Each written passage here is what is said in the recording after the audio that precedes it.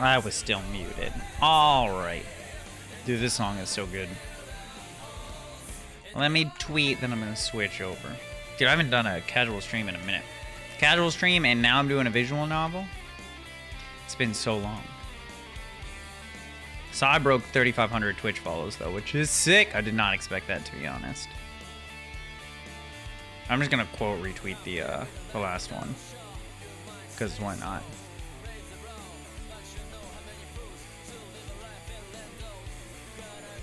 Red, if you're in chat, I hope this is a good visual novel. I just bought it. So we'll see. Let me close that down. I'm gonna let this song rock while I start the game up, and then we'll get going.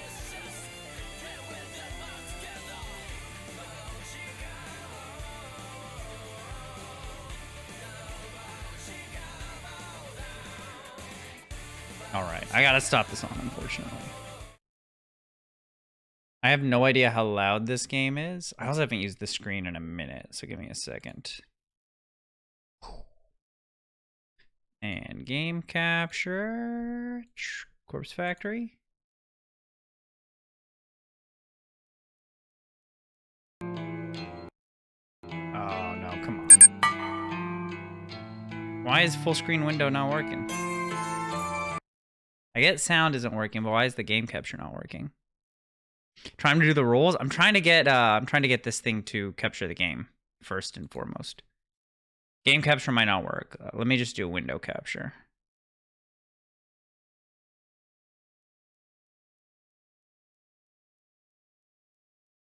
That didn't work at all. God damn. You know what? Maybe let me make it windowed. Okay, I think windowed mode worked. Yeah, windowed worked, and it got the game capture. Let me know how the sound is. If it's too loud, if it's not loud enough. You guys can see everything, right?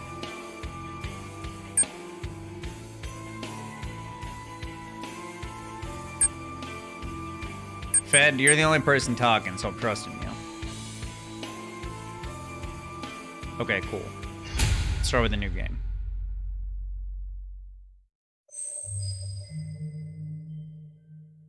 Prologue. Emi Katsuno.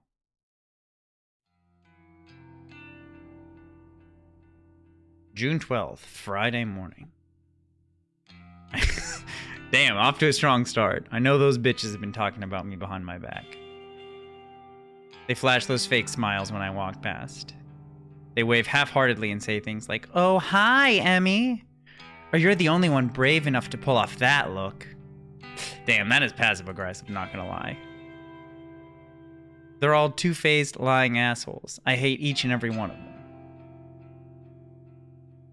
Amano, Sachiko, Kurosawa. Just look at them. Everything about them is fake. Fake lips, fake nails, fake smiles, fake personalities. Look, I'll be the first to admit that I'm a fake bitch too. Damn, self-aware. But even I know I'm not as bad as them. I'm not horrible to every person I meet, just the ones I don't like. Damn, Red, what did you suggest? Ugh, it's not fair that I have to work with them. I just wanted a part-time job, something breezy and casual. How was I supposed to know these delinquents would obsess over tormenting me?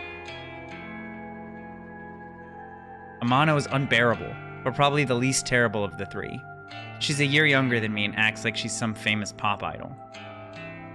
But she's a dropout, just like me, working in this dead-end part-time job just so her parents don't kick her out of their house.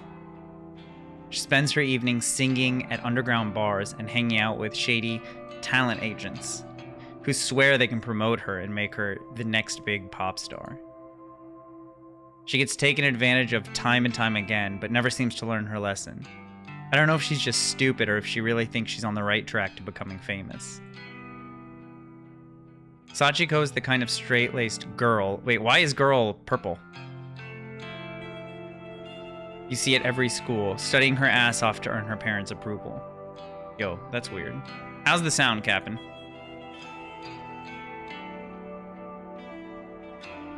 I did click it, nothing happened. The type of girl that always has the best grades but never really has any friends. She's the kind of girl that graduates. Then the reality of the real world knocks her on her ass, and she realizes she actually has no clue what she's doing, just like the rest of us. Roast beef dink. So she settles for the first crappy job she can find, and then suddenly it's 3 years later, and she's still slaving away for asshole managers just to make ends meet.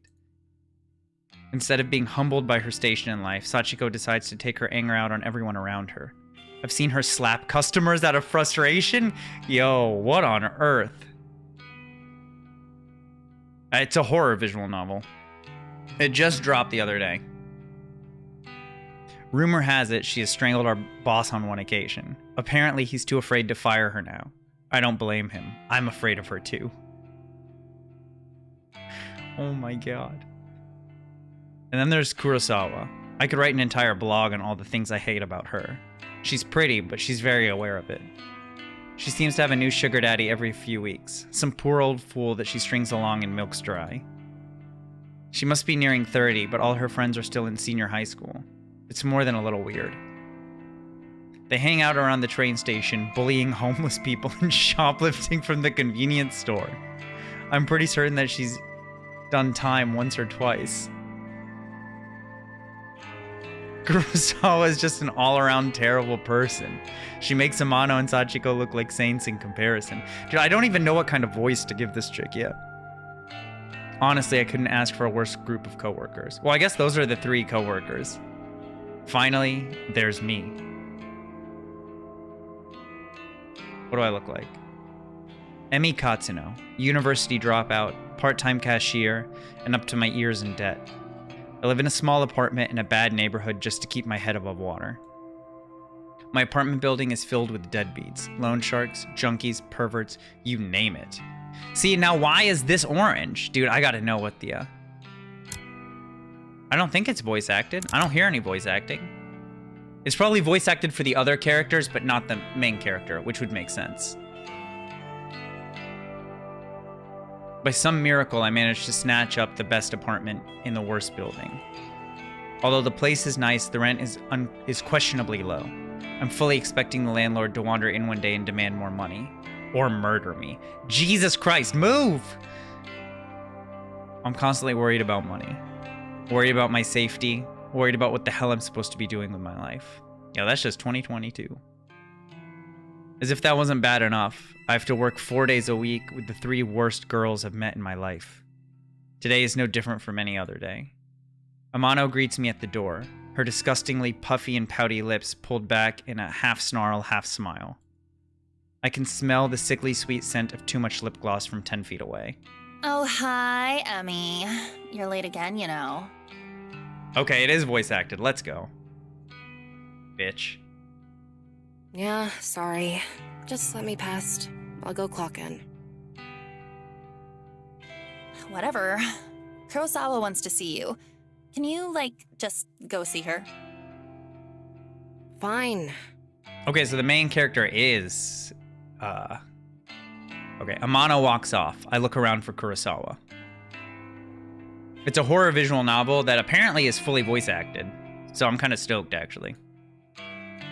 The stale stench of cigarette smoke eventually overwhelms the lingering scent of lip gloss in the air and leads me to her location. You wanted me? Katsuno, I need you to process a big refund. Don't mess it up, okay? It's for a regular customer. Okay, I can do that. What am I refunding? There's a bunch of shirts on the counter. Just ring them up and refund them for cash. You can leave the money in the envelope under the register. Oh, that is sketchy as hell. Fine, I'll take care of it.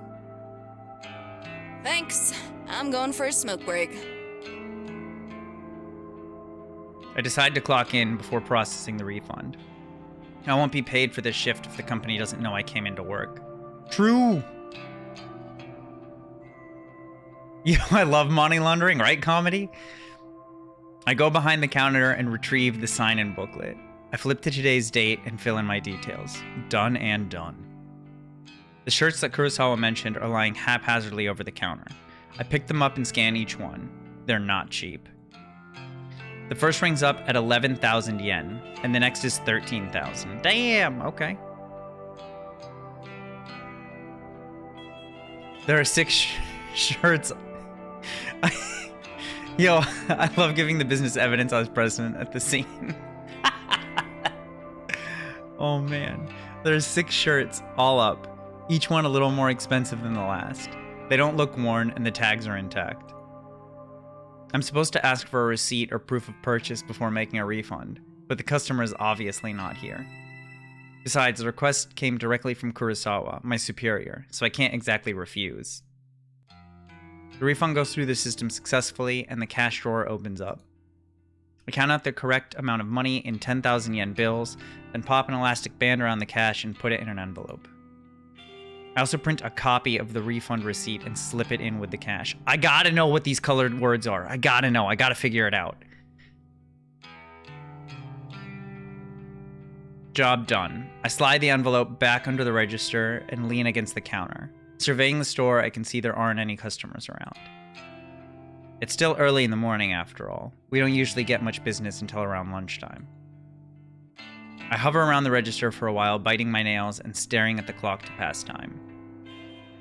Kurosawa eventually returns from her smoke break. Half an hour must have passed by now. Who does she think she is? You finished that refund? Yeah, I did it just like you said. Okay. She rummages around underneath the cash register and pulls out the envelope stuffed with cash! I knew it. Her fingers flick through it quickly, counting each note, and she nods as though satisfied. Good work, Katsuno. I'll pass this on to the customer next time they come in. She's full of shit. She's gonna pocket all of that. No problem. Anyway, I'll take over the cash register for a while. You want to go tidy up stock? Oh, I could see it being an ace detective thing. Ace attorney. That would make sense, comedy. Yeah, okay. I'm not too bothered if Kurosawa wants to take over my register duties. It's boring standing around. I'd much rather be doing something than nothing. As I head toward a rack of untidy jackets, Sachiko bumps into me. Sorry, I didn't see you there. Sorry? Did she actually just apologize to someone? Sachiko, the customer abuser? Dude, Sachiko's got crazy eyes. That's fine. You okay? I haven't been sleeping real well. I'm just tired, that's all. Oh, the stream chat's over game text? I can move it.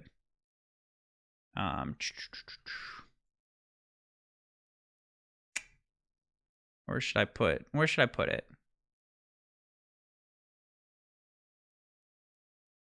Move it above my head?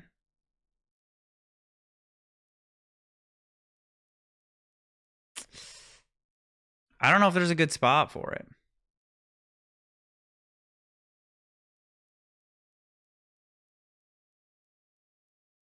I feel like the right side makes the most sense. Or the left side, rather. Yeah, it takes up a lot of real estate. Shrink it? Yeah, I'm going to shrink it down. I'm going to shrink it down. I'm going to move it on the left. Right there. That's where you guys... That's where it's going to be.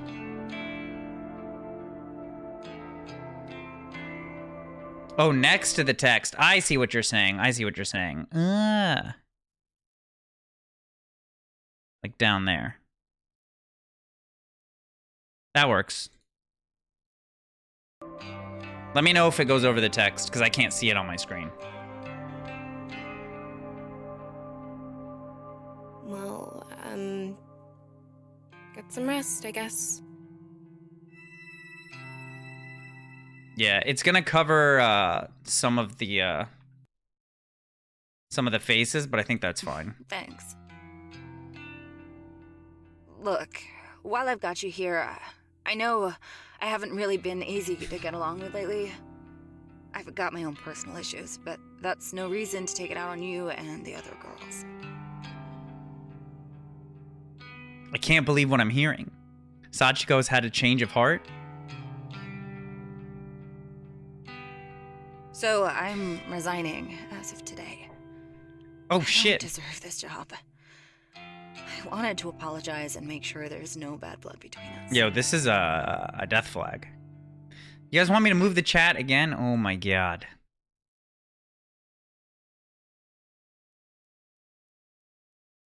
Where to put the chat? There's no good spot for the chat, to be honest. I can put it in the top corner. Yeah, there's no good area.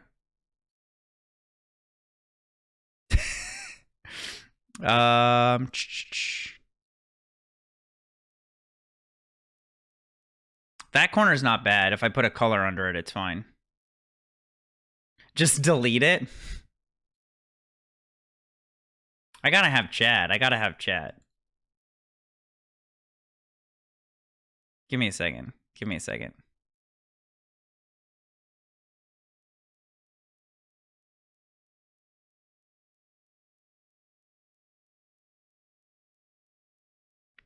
How do I make it, like, kind of see-through?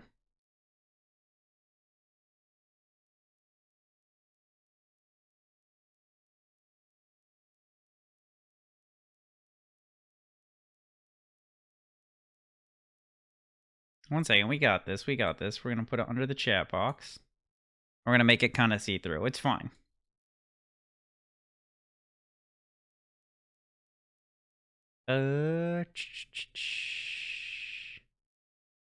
Filters. Where is it?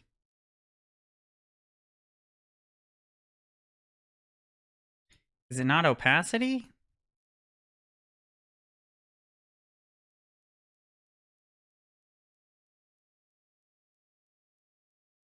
Maybe it's under properties. Yeah, I tried to change. I'm trying to find out where opacity is. I don't know if it's like a filter. Chroma key, color key, crop pad, image blend mask, render delay.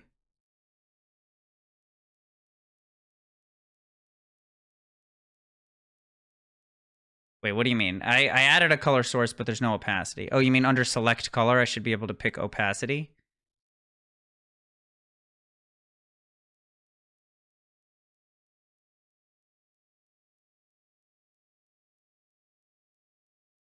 I can't.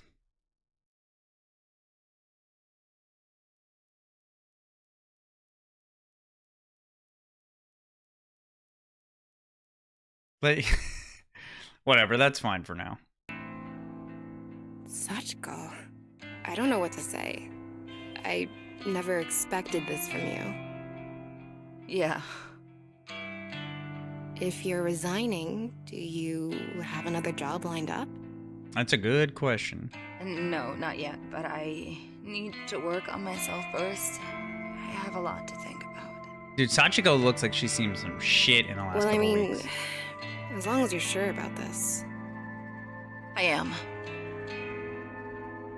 In that case, then thank you for apologizing. I forgive you. Thank you, Emmy. Well, until next time then. There's not gonna be a next time. That's a death Yeah. flag if I've ever seen one. Until next time.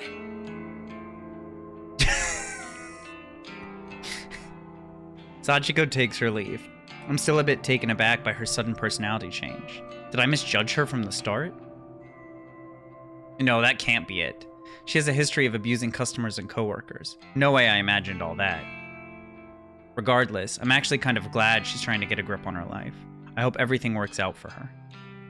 If she's resigning today, then I suppose the only two terrible coworkers left are Amano and Kurosawa.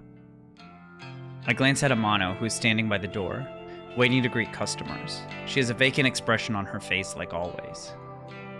Then I look towards the register where Kurosawa should have been standing. But she's not there. Didn't she offer to take over register duties from me? Where the hell did she disappear to? I wander behind the counter. The register doesn't look like it had been touched. Out of curiosity, I slide my hand around under the register. And the cash stuffed envelope is gone. No sign of it. Oh, I called that. The receipt from the refund is lying on the floor. I bend down and pick it up. It's a standard refund receipt, stating the value of the transaction. My name is signed at the bottom since I was the one who processed it. The refunded money is gone, and so is Kurosawa. Did she? No, she couldn't have. Surely she couldn't have run off with the money. No one would be stupid enough to risk their job over that, would they?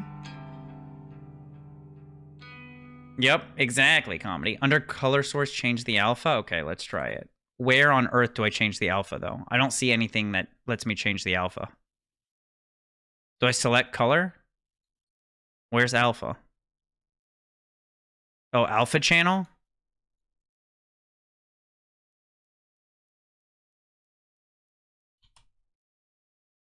Is that what you mean? Yeah, that's it. Okay, I see.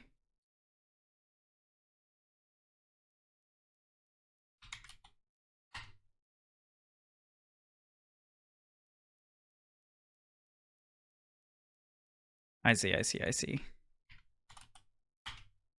Okay, that should be good. Perfect.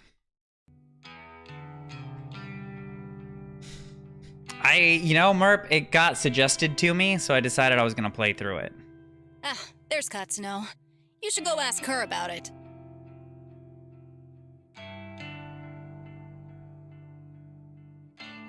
Huh? Kurosawa is still here? She seemed to pop up from nowhere. Katsuno, a word, if you please. Oh, who's Hirota? Ah, Hirota, the manager of the store. He normally spends his time in the office out back, so it's kind of unusual to see him here. What could he want with me? Kurosawa was tending to the register when she noticed the system flagged a large refund as suspicious. Do you know anything about it? Yo, Captain, you were right. We got framed. Well, yeah, I processed a big refund this morning. Is that so? Do you have the receipt? Here. I hand him the transaction receipt that was still between my fingers. He looks it over once, then twice, his eyebrows furrowing. This is quite a large refund. No wonder the system flagged it. Did you get approval from Kurosawa before processing this? Kurosawa was the one who asked me to process it, sir. I never even spoke to the customer that it was intended for. Oh, shit. That's not true, Hirota. I don't know anything about this refund. Yo, we got thrown under the bus. Wait, what? Oh, music changed. Where is the refunded money now? Well, I put it in an envelope underneath the register, but... There's no money here, sir. She's lying to you. Yo, music got dark. Interesting. No money to be found. And Katsuno, you're the one who signed off on the refund. That makes you responsible. Yeah, I did sign it, but... You're going to have to tell the truth, Katsuno. Did you take the money? Damn. Don't make me get the police involved. Wait, hang on. Do you think I stole it? Kurosawa asked me to process the refund and leave the cash in an envelope. Damn. Come on, Emmy. Nonsense. That's simply irresponsible. It's not safe to leave cash out of the register. But... I feel my stomach beginning to shrink. What exactly is happening here? Confess at once, Katsuno. I didn't steal the damn money! If anyone stole it, it was that bitch Kurosawa! Let's go. Enough! We're not going to stand here and argue about this like bickering school children. Sachiko! Oh no. She's got that look in her eyes. Like a serpent slinking out of the shadows, Sachiko slides beside Hirota. Yeah, Sirota? Did you witness Katsuno take an envelope of cash from the register? Oh, yes, sir. Just this morning. She acted like she was processing a refund, What the then fuck? pocketed the cash. I meant to bring it to your attention sooner, but... Yo. Sachiko, that bitch. She hasn't changed at all. She just sold me out. I managed to catch a glimpse of Kurosawa smirking at Sachiko. They nod in unison and giggle. Are they in this together? Are they throwing me under the bus just so they can steal some cash? I can't believe it. I'm so freaking angry. There you have it. A witness to your crime. Kurosawa, If you would kindly call the police. Yo. Is this just the Yes, story sir. of somebody going postal? Wait just a minute! I scream louder than intended, but my blood is boiling and I can barely control myself. I didn't steal any money. Why don't you check the security cameras, huh? You'll see that I'm innocent. Oh, you know those cameras haven't worked in months, right? I suppose nowadays they're mostly just for show. Yo, what the fuck? Of course, if Hirota really wants me to, I could go double check it just to be sure. Though, I think that would just be a waste of time. Thank you, but that won't be necessary. Yo, Kurosawa. what? Kurosawa's eyes narrow as she gazes at me wickedly. Amano, please show everybody what you found. You got it, boss. I didn't even realize Amano was part of this discussion. She's leering at me disgustingly and slapping an envelope against her open palm. Found this wad of cash in Katsuno's locker out back. Yo, what? I can feel the blood drain from my face. I haven't even been out back today. Are they all in this against me? Did they plant evidence to get me in trouble? You're lying! I haven't even had time to go out back today! I mean, what do you want me to say? You think the cash just appeared out of nowhere? It would seem all the evidence is against you, Katsuno. Since we located the money, I won't have you arrested. But you will not step foot in this store ever again. Do I make myself clear? BG's. You're fired. And I will make sure you never work in any of our stores again. I'm speechless. I can't even process my thoughts. The quiet giggling and snickering of Kurosawa, Sachiko, and Amano buzzes in my ears until my skull feels like it's going to burst.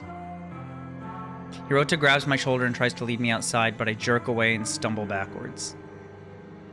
My back slams into the glass window at the front of the store. Thankfully, the glass doesn't shatter, but I can immediately feel a bruise forming. I push myself forward, regain my balance, and duck toward the sliding door. See you around, Emmy. Oh well, I guess not, hey? I blink tears out of my eyes as I dash through the store's front door. My anger and fear and anxiety get the better of me, and it's a good 5 or 10 minutes before I realize that I've been running aimlessly through the shopping mall. I reach a hand to my eyes to wipe away the moisture and take a deep breath. I look around trying to get my bearings. The escalators. At least I know where I am. Yo, is that like the Uniqlo symbol right there? On the right, on the pillar? I need to sit down and compose myself. If I don't calm down, I might be tempted to return to the store and start punching those 3 absolute assholes. With my head down, I blindingly charge toward a small seating area. Watch out! I collide headfirst with somebody in front of me. Without thinking, I scream out in anger. Watch where you're going! Sorry.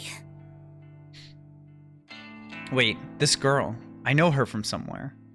Katsuno? Is that you? Oh, they went to school together 100%. Huh? I know you. Have we met?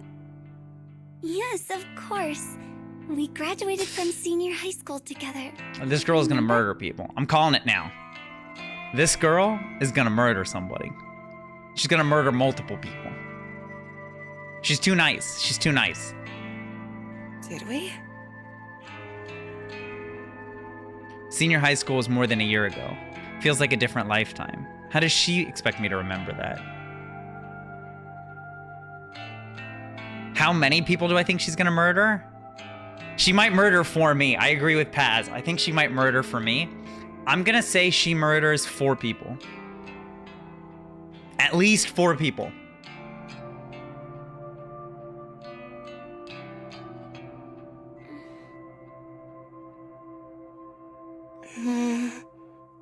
Maybe. Yeah, you're Sato, right? Aoi Sato? That's me. You do remember. Place bets now, chat. Over or under 4 people murdered by Aoi? Well, kinda. Sorry. I've had a crappy day. I just got fired, so I'm not thinking straight. 1's for under 4 people, 2's for over 4 people. You got fired. I'm really bumped into me pretty hard. Are you hurt? Yeah, she's too nice. She's too nice. I'm fine. Aoi is rubbing her arm tenderly. I figure I must have injured her, but I'm really not in the mood to stand here and apologize to some old acquaintance. Damn, Emmy, you cold. I have to go. Excuse me. Oh, okay. I push past Aoi. Unexpectedly, the shy and spineless girl grabs my arm and stops me from leaving. Her grip is surprisingly strong. Her grip is surprisingly strong. Yo, I'm telling you. You know why it's strong? From strangling bitches. Katsuno, you said that you just got fired. Is that true? Did you clip that already? Wait, yeah, I'm pissed off about it. Tell me what happened. Why are you so interested? Emmy, run away. Run away. Keep running. I just thought maybe I could help is all. Whatever. You can't help. Some bitch set me up. She stole a bunch of money and made me take the fall. I see. Are we done here? Can I leave now? Sorry for keeping you. Damn. Yeah, okay. Once again, I turn to leave, but Aoi's next words manage to catch my interest. You know, if someone got you fired, there is a way you could get revenge. Here's how it starts. It is on Steam. It is on Steam. Revenge? What is this girl on about? Does she have some way for me to get back at Kurosawa? What am I thinking? I can't even step foot back in the store. My chance to get any kind of justice just doesn't exist. Revenge? What the hell are you talking about? Never mind. I shouldn't have said anything. Hell no. You're not going cold on me now. Tell me what you meant. I don't know, Comedy. Girl is highlighted and it's a different color. Oh, okay. But let's talk quietly. Anytime they say the word girl, it gets highlighted. There may be a way for you to get back at whoever got you fired. Have you heard the rumors of Corpse Girl's website? Oh, shit. Corpse Girl? Who is that? Sounds like some death metal band. It does, to be honest. Aoi ignores my comment and continues on with her speech. They say that if you visit Corpse Girl's website, you can request a death. Request a death? What is this girl ranting about? Hang on, start over. I'm completely lost. Aoi frowns, a look of annoyance on her face. Say somebody wrongs you, and you want to get revenge on them. Go on. Rumors state that you can visit Corpse Girl's website and fill out a form in order to request a specific person's death. 100%. She's all in, Comedy. She's all in. She's the web admin. Something like that. This Corpse Girl. Is she, like, a hitman or something? No one knows the truth. All I know is that her victims always receive a photo of their own corpse before they die. Goddamn. You're all in on How Aoi is that Pass? possible? I don't know.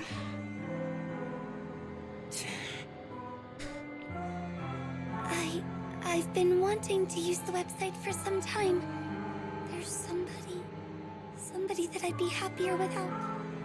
But I'm not brave enough to go through with it. Aoi snaps. Aoi snaps and murders a ton of people. There's no way she doesn't in this visual novel. Still, I want to know if the rumors are true.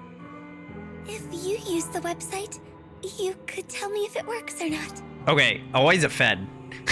she's either gonna snap and be a murderer, or Comedy's right and she's a fed.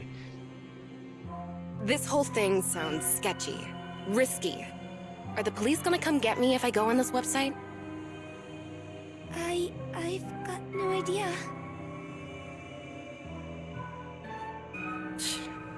Well, thanks, I guess. She did go straight to murder from being fired. Aoi doesn't make a further attempt to stop me when I turn on my heel and walk away. I don't know what to make of her suggestion. Can such a website even exist? The ability to request a death just sounds so unbelievable. And yet, we go into corpsegirl.com. I find myself unable to get the possibilities out of my mind as I make my way towards the train station. Corpse Girl, a website tailored for revenge. I could daub in Kurosawa, Sachiko, Amano. If I could remain anonymous, then no matter what happens, whatever fate befalls those girls, it couldn't be traced back to me. I start to wonder if ordering the deaths of a few girls simply because they got me fired is a little extreme. Although, they're not exactly saints. They're closer to human garbage more than anything else. They've always been hostile towards me. I'd probably be doing the world a favor if I had them all killed. God damn. If they screwed me over without a second thought, who knows what they might do to their next unsuspecting victim. Probably not murder. Yeah, killing all 3 of them is the right thing to do. Removing them from the planet will prevent them from hurting anyone else. Jesus, Emmy. My heart begins to race. She rationalized that so quickly. The trip back to my apartment is boring. The train carriage is nearly empty, save for a few junior high school boys and a couple of women in business attire. See, women is purple as well. I have a few seats all to myself, so I sprawl out and check my phone for messages. When I feel confident that no one in the carriage is watching me, I decide to search for Corpse Girl's website on my phone. You know, casual Google search for the murder website. I don't exactly know how easy it'll be to find. Maybe I should have asked Aoi for the address. Well, a quick search shouldn't be too hard. I begin to type. Corpse Girl's website. A few results pop up on my screen, but none seem relevant. There are links to funeral services and anime fan sites, but nothing really matches what I'm looking for. Maybe this was a bad idea. I should probably delete my search history. You think? Maybe just one more search. Corpse Girl, request, death. Emmy, you're going to jail. My phone seems to lag for a few seconds as the search is submitted.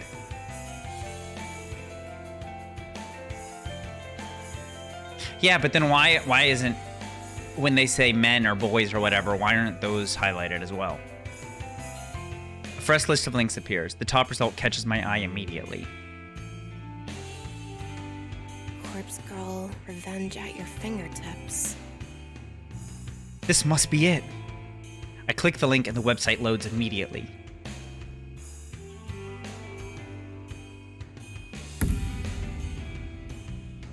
Emmy is 100% the kind of girl Ami would go for, by the way. Just like from this photo right here, 100%. Oh, let's read the website. Request a death. Fill out your victim's information and upload a photo of them. Your victim will receive a photo of their own corpse shortly before they die. Wait, what does it say over there? Watch out, don't be an idiot and enter... I can't read the rest. The website is simple. There's a freaky little dancing girl at the top of the screen who looks too happy to belong in such a site. The whole website is really basic. A small blurb of text offers instructions. Request a death. Fill out your victim's information and upload a photo of them. Your victim will receive a photo of their own corpse shortly before they die. Watch out, don't be an idiot and enter your own information or you will be cursed. Oh shit. What the hell? Is this site actually for real? I start to wonder if I should go through with this. There's very little useful information on the site. I mean, it does say request a death, but come on, is someone actually going to go out and kill the person I choose? And how on earth can someone receive a photo of their own corpse before they're actually dead? That just doesn't make any sense. Oh. My heart suddenly skips a beat and I nearly drop my phone when it buzzes at me. Thank God.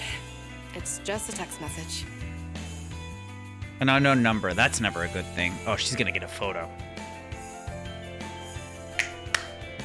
There's a photo attachment. Who would be sending me a photo from an unknown number? My curiosity gets the better of me and I open the message. Oh, is this bitch? Yeah, she gonna die. She gonna die. We're gonna attach that photo on the website when we request her death. Kurosawa, you freaking bitch.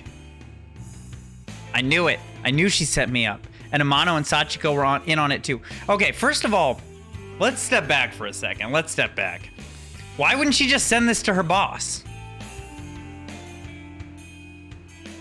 They made me process a fake refund to get cash out of the register so that my name would be on the transaction. And all for what? A bit of cash they'd like to split 3 ways? Kurosawa, I'll kill you! I'll kill you! Yeah. A few of the junior high school boys nearby look at me with worried expressions, but I don't give a damn. I'm angry. I'm furious. Kurosawa is going to pay. I close Kurosawa's message and return to Corpse Girl's website. It's clear what has to be done. Is it clear? Is it clear? I'm going to request Kurosawa's death. I read the website's instructions one more time to make sure I haven't missed anything important. Enter the victim's phone number. Upload a photo of the victim. She's just cackling on the train. I can't believe it. Kurosawa just signed her own death sentence. She sent me a photo of herself, and her phone number was included with the message. I fill in the phone number and upload the photo, my hands trembling the whole time. My thumb hovers over the submit button. I feel a chill down my spine. My face turns pale, and I immediately feel cold and clammy. Is Kurosawa really going to die if I use this website? Or is this all a sick hoax? I run through the possible outcomes in my head. First possibility, nothing happens and Kurosawa is none the wiser. Second possibility, Kurosawa gets pranked by whoever is running this website. Maybe the administrator gets a kick from tormenting people. Kurosawa might just receive some spam text or something like that. Third possibility, Kurosawa dies, she gets murdered, or some elaborate scheme is concocted to make her die accidentally. My lips curl into a frenzied smile. I like the third possibility the most.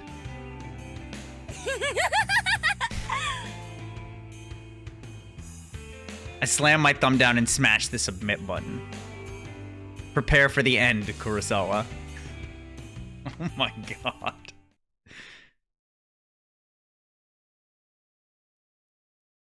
June 12th, Friday evening.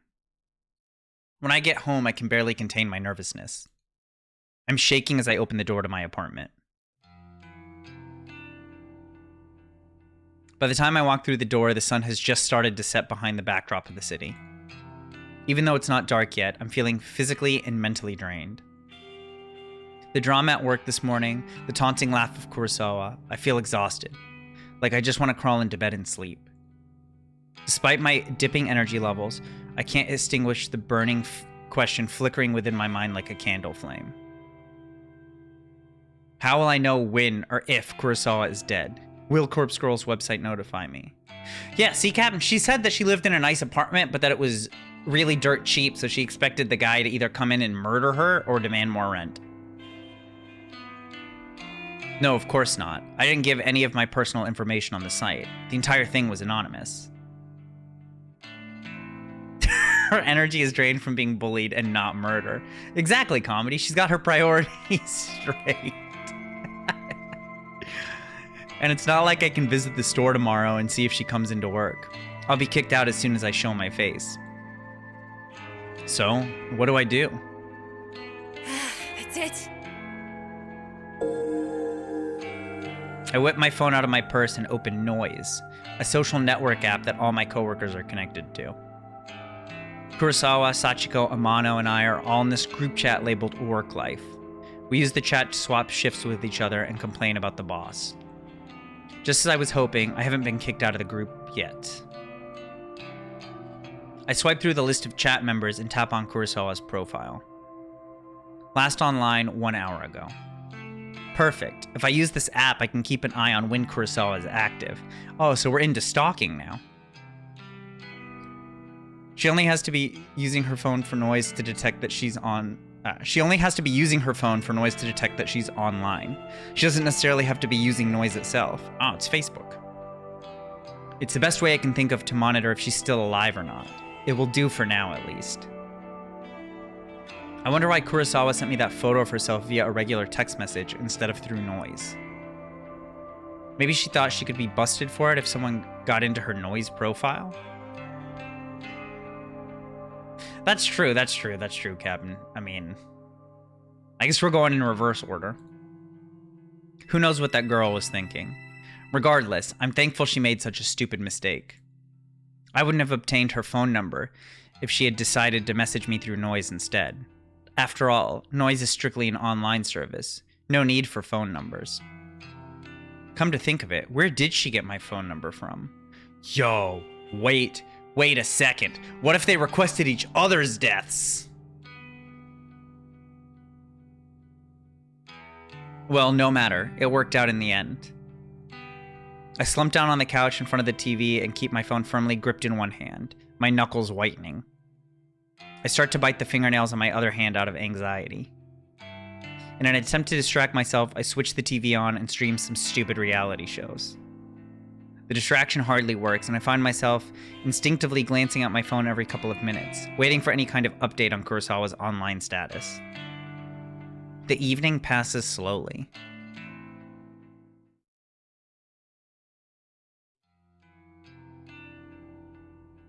June 13th, Saturday morning. Sunlight streams through the open curtains, and I startle. Did I fall asleep on the couch? I wipe my mouth with my sleeve, cleaning off a trickle of drool from my chin. My phone is still in one hand, and I quickly check it. I tap the fingerprint-smeared screen, but it's not responding. The battery died. I must have fallen asleep and left the screen on all night. I race toward my charger and plug it in, anxiously waiting for just enough energy to turn the phone screen back on. After what seems like an eternity, the phone comes back to life. I catch a glimpse of the clock as I swipe the lock screen away. 6:34 a.m. I open up Noise as quickly as I can and flick through to Kurosawa's profile. This profile is private. You are not connected to this person. Damn it! She blocked me! What did you think was going to happen? I frantically navigate to the group chat only to find that I've been kicked out. Damn it! Damn it! What can I do now? I've got no way of knowing whether Kurosawa is still alive. Just watch the news! I slam my phone down in frustration and it vibrates in retaliation. Huh? Another text message. I blink a couple of times. Who would be texting me at this hour? It might be Kurosawa again, trying to rub my face in her victory. Well, if that's the case, at least I would know that she's still alive. I hesitantly pick up my phone again and open the message. There's no text, just a photo attachment. It's gotta be this. Yo! Yo, I knew it! They requested each other's deaths. I knew it. Shit. What the hell is this? I nearly dropped my phone in terror. A photo of a dead body, twisted, crumpled, like it has fallen from a great height. A splatter of blood is flecked across the grass. It's hard to make out the details of the person. Dirty blonde hair, familiar clothes, smudged makeup. It's you! It is you! What do you mean you're having trouble making out the person? It's you! This dead body. Is it supposed to be me? There can be no mistaking it. Without a doubt, this is a picture of my own corpse. Oh yeah, it has the time, you're right. I shriek again, unable to process what I'm seeing. I'm so entranced by the battered corpse that it takes me a minute to notice the timestamp in the corner of the photo. Let's go, Red. It's today's date, but something is off. The time says 7:28 a.m. That's about an hour from now. I shiver involuntarily and feel the sickening sensation of bile rising in my throat. This photo. Is this a prediction of my death? Am I going to die within the hour? Oh shit. And then the truth hits me harder than my face hit the ground in that grisly photo. When you request a death on Corpse Girl's website, your victim receives a photo of their own corpse before they die. Before they die. I can't look at it anymore. I throw my phone to the side and curl up on the floor. Did Corpse Girl send this to me? And how did somebody get a photo of my corpse? A photo that is seemingly from the future. It's impossible. It has to be a hoax. Some trick, some psycho tormenting me. Yeah, that's all it is. Someone is messing with me. Probably Kurosawa. I get up off the floor and stumble around. I'm kind of lightheaded and unbalanced, and my stomach feels queasy, ready to launch its contents through my throat at any second. Yo, call the police. That's true, Sonic. Go downstairs. Although we don't know if, like, that's how the fall's gonna work, right? You also know you got an hour. Just go, like, not around there in an hour. You know what I mean? Fucking get on a boat.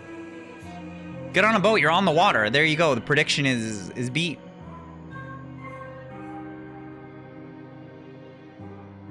You do know when you die. It's in an hour. It's time-stamped. Your death is time-stamped. I blindly reach around for my phone and finally grasp it with near-frozen fingers.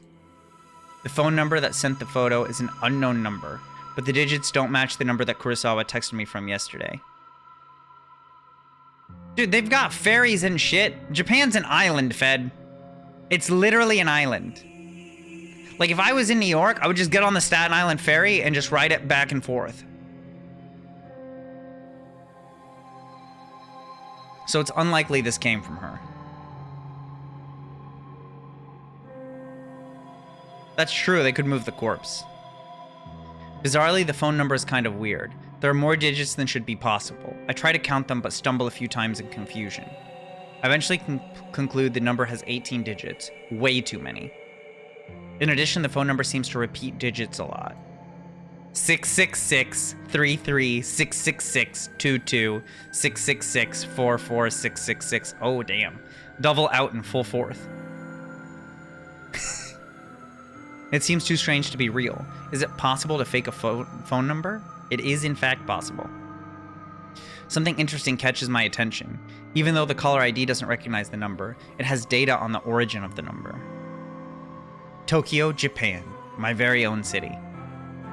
Perhaps the sender of the photo can mask their number, but can't hide their location. This gives me an idea, and I decide to get to the bottom of the situation, despite my head throbbing and my stomach pleading to be emptied. I punch the phone number into a search engine along with the keyword Tokyo. One result. The link points to a popular discussion board, Noise Channel. It's an anonymous board where users can talk about almost anything. And no big surprise, it's owned and operated by the very same company behind the Noise app I use on my phone. I tap the link and get taken to a discussion topic from less than a week ago. I quickly read through it. Topic: strange photo from unknown number. Hey, so today I got a strange gore photo from a number I don't have in my contacts. Not sure what the deal is. It was gross, though. Wondering if any hackers can trace the number or something? It's 666-33-666-22-666-44-666. Seems like Tokyo area? I'm in Osaka. Okay, thanks in advance. The topic only has one reply. You got this too? Was the gore photo a picture of yourself? I'm worried. Received a similar pic from the same number. Thinking about contacting the police. Not sure if I'm overreacting. And that's it. The end of the discussion. Neither poster followed up on the conversation. Call the police! That's all?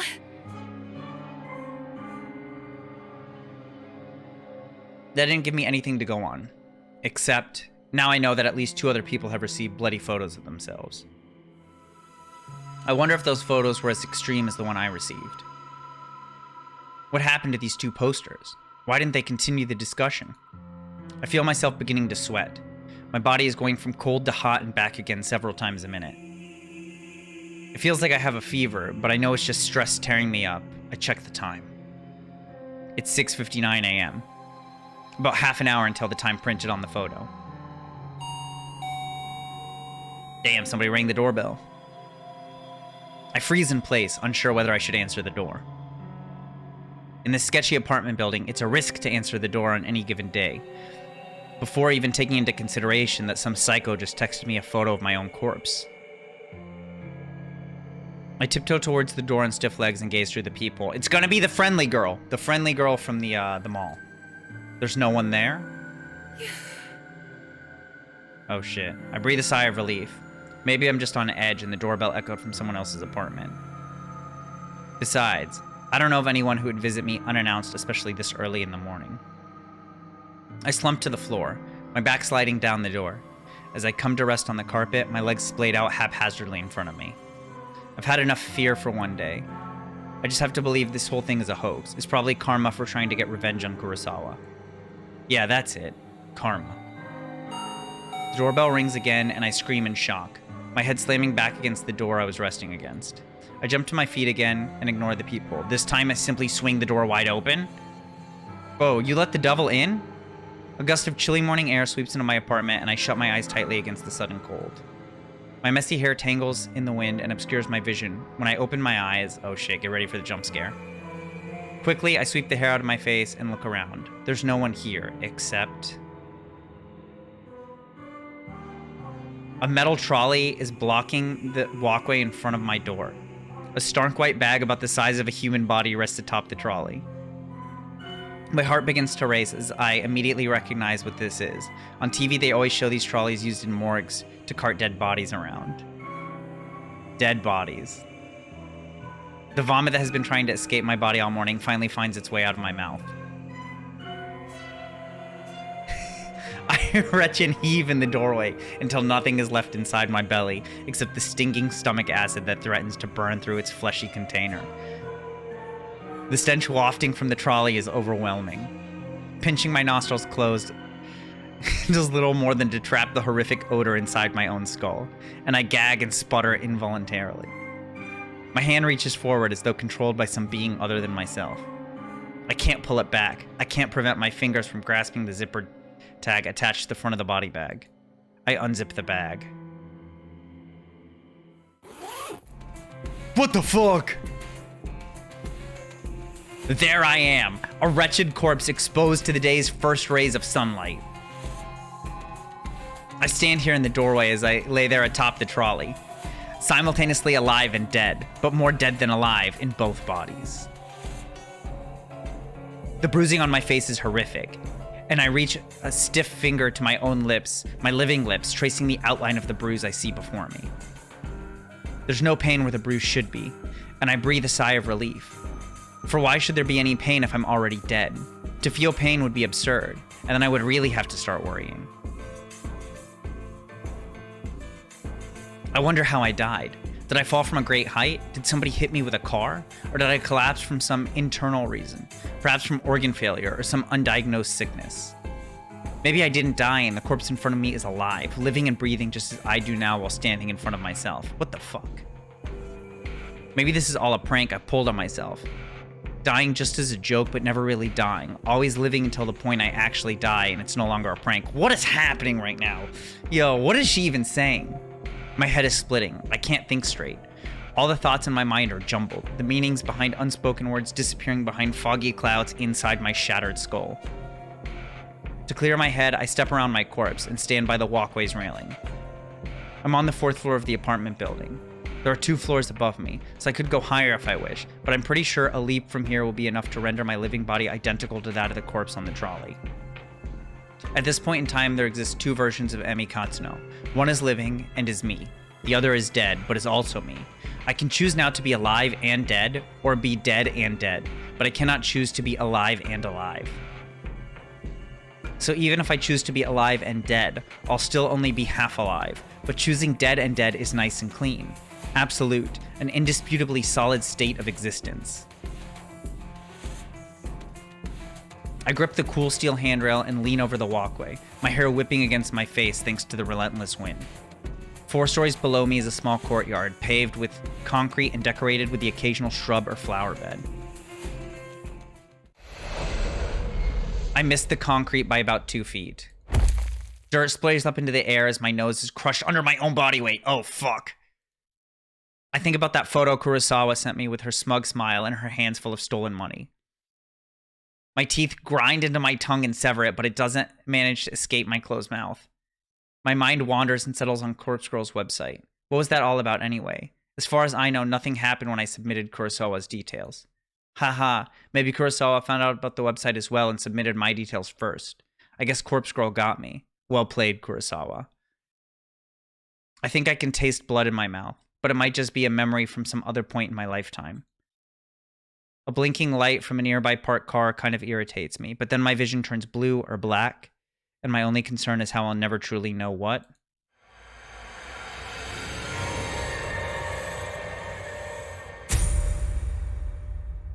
So I guess you see your corpse and then you go insane? Yo, that was just the prologue, by the way. Just so y'all know. That was the prologue.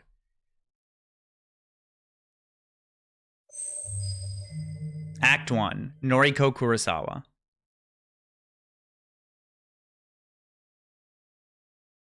Yeah, that was the 3 weeks earlier.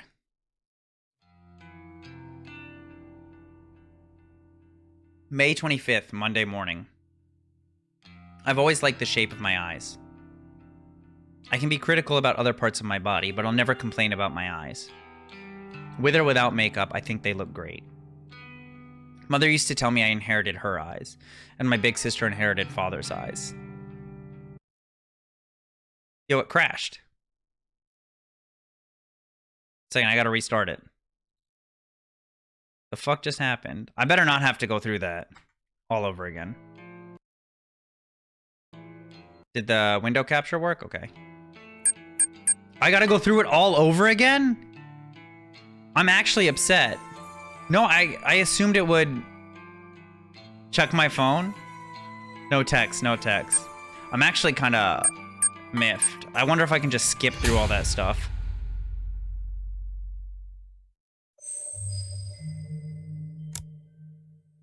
There's got to be a way to, like, skip through it all, right? Because I didn't expect it to just crash, Captain. I haven't had to make any, I haven't had to make any decisions. Yeah, there's a skip button. I'm running through the skip button.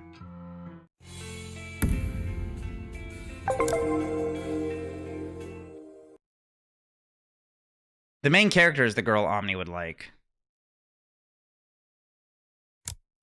We're gonna quick save, and then we're gonna lean on skip again.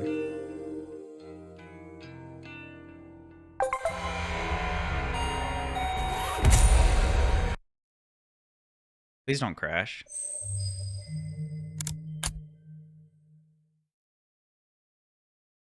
I'm gonna be so sad if this crashes now. I'm actually getting into it. Okay, she's gonna talk about her eyes. Okay. To be honest, I don't see any of Father's features in myself or my sister, but I do agree that my eyes are exact replicas of Mother's. Mother doesn't see too well anymore, and that might be something I also have to worry about in the future. But for now, my eyes are perfect, and I couldn't be happier with them. I wear eyeshadow and eyeliner to bring out my best features. Some people tell me I use too much makeup, that I tend to overdo it and make myself look intimidating. There is an Omni girl. We'll get to him. They're saying this one. I think the main character, I think Emmy from the prologue was your girl. Well, I don't really care. I mostly like the way I look, and honestly, how many people can claim the same? True! Today's morning ritual is the same as any other workday. I'm a slave to the wage, and I'm not proud of it. Call me a corporate sellout, but I can't survive without money. My alarm goes off at 6 a.m., the shower's running by 6:05, and I'm dry and dressed by 6:15. I skip breakfast because I'm watching my figure, and spend until 6:30 a.m. working on my makeup. I'm out of my cramped shoebox apartment by 6:45. Sometimes I catch my neighbor returning home from his overnight shift, and if so, I exchange simple pleasantries with him and continue on my way. Today, there's no sign of my neighbor, so I don't slow down as I descend the stairs and exit the building. Hitting the convenience store for a can of coffee saps another few minutes from each day. I prefer sweet milk coffees, but every now and then I'm in the mood for rich black coffee. Regardless, I never start the day without it. I don't always need the energy boost, but it helps to stop my stomach growling. That's right. Caffeine is an appetite suppressant, health and wellness. It's a milk coffee kind of day, so I pay for my favorite brand and get out of the store in no time. The canned coffee dives into my handbag as I continue on my way. The train station is always busy in the morning, and it's usually a struggle to navigate my way to the correct platform in time for the 7:12 a.m. train. Today is no different. However, I always make it in time because my routine has been perfected over the last few months. No, we're playing as somebody new! I board the train bound for Shinjuku. A cursory glance reveals there are no empty seats. so I push through the throng of bodies and stand against the carriage wall. Whenever there are seats available, I like to sit and read, but it's much more common to have to stand and stare at my phone screen like almost everyone else. We're playing through a new girl right now. This is Kurosawa, but I didn't think Kurosawa was Emmy. When I do read, I read the classics. Stoker, Lovecraft, Poe, horror, Western horror. At that is my favorite genre. And of course, faithful translations into Japanese are as good as it gets. My English isn't nearly strong enough to read these novels in their original language. Kurosawa... Oh, yeah. The girl that set us up was Kurosawa. That's who we're playing. I thought you were saying we're playing Emmy. If I'm stuck staring at my phone screen, I like to stalk people online. Acquaintances, or the few friends I have, lead such boring lives. They post about the most mundane topics all day, every day, acting like they'll shrivel up and die unless they get the attention they seek. I find their dull, tedious lives simply fascinating. From behind the safety of a glass veil, I can fulfill my voyeuristic fetishes and consume as much pointless information as I desire. Emmy jumped to murder, Captain. Emmy got wronged once and jumped to murder. Knowing every mundane tidbit of people's daily lives turns me on. This morning is the same as any other. I stare down at the phone held in my frail hand. My fingers move of their own accord, scrolling and tapping against the backlit display, pausing, pondering, pouncing on any post or picture that my pupils haven't yet consumed. Standing in the train carriage, packed to the gills with people, I can't help but feel my face getting flushed and my steamy breath escaping my lips. Damn, she's getting turned on. I just post after post, photo after photo, memorizing the comings and goings of every single person on my noise activity feed. I catch my breathing getting heavier, my gasps becoming short and sharp. Ray went to the dentist yesterday for a root canal. Mizuno shared some photos from her international vacation. Kawahara objects to owning pets and thinks all animals should be free. My cheeks glow crimson. My chest begins rising and falling quickly. I clutch the collar of my shirt, knuckles whitening, knees shaking. A few people in the carriage start to move away from me, but I barely notice them. My fingers keep scrolling and I hit the jackpot. A new post from a coworker at my office. Tomoe Watanabe. She's a gal girl, the type with a heavy fake tan, bleached blonde hair, and questionable clothes. I hate her, but I love her posts. This morning update reads, Tomomo. Just found Discourse Corpse Girl website. Such fake bull. Ah ha ha ha ha. Waiting to meet a bitch to try it on. Tomoe just discovered Corpse Girl's website, huh? I feel a slight squeal trying to escape from my throat as my legs threaten to buckle underneath me. I can't take the excitement anymore. I have to force my phone from my hands and bury it at the bottom of my handbag. Deep breaths, Noriko, deep breaths. I need to calm down and control myself. Composure is key. Jesus. I close my eyes and let a cool breath of air whistle through my slightly parted lips. Feeling a little calmer, I know, and no longer ready to explode, I analyze the information I just read. Tomoe wants to try out Corpse Girl's website. That's good. That's very, very good. Rumor has it that you can visit the website and request the death of somebody you know. How, and if the victim dies, isn't known to the public. Because of that, some people are pretty quick to dismiss the site as a hoax. However, the most interesting part isn't how or if the victim dies, but rather what happens to the victim before they die. Supposedly, the victim will receive a photo of their own corpse. How this photo exists before the victim's life is snuffed out isn't public knowledge. But the thought of this phenomena occurring is utterly intriguing. Yeah, she knew 3 weeks before that happened. Nevertheless, the site has been gaining popularity lately, at least in certain corners of the internet. Ah, so she could have gotten the photo of her own death and then requested Emmy's death. Message boards like Noise Channel and other similar sites have picked up on the rumors and like to exaggerate the website's authenticity. The fact that someone like Tomoe, a rather dense, dim-witted individual, has discovered the website means that it's actually more well-known than I previously thought. It means that people are actually talking about it outside of the internet. Chances are good that Tomoe will want to try it out and request the death of someone in the office, a coworker. Me, perhaps. She hates my guts as much as I hate hers. Finally, something exciting is going to happen in our dull workplace. The next station is Shinjuku. The doors on the right side will open. Please change here for the Chuo line, the Shonan Shinjuku line, the Saikyo line. As the automated announcement reads through a list of connecting train lines, I get ready to disembark. The train pulls to a stop, and I contort my body around the other passengers in an attempt to exit the train. Yeah, it's fully voiced, Omni. Other than, like, I want to say stage direction, but all the actual character voices are fully voiced. Finally free of the tangled mass of flesh, I hasten my pace and navigate through the labyrinth station. I take the exit closest to my office and settle into a slower walk. I'm on time, and I never desire to reach my office any earlier than needed. It doesn't take long for the looming office tower to enter my field of vision. 32 stories of office space all crammed into one sleek, slim tower. Red, I don't think this is the same person. Because she's working in an office. The name Temujin is stamped across the structure in gigantic block letters. If you're looking for this building in Shinjuku, you can't possibly miss it. Temujin carries the title of Japan's third oldest banking corporation. Yeah, this has to be a different one. It's a different person.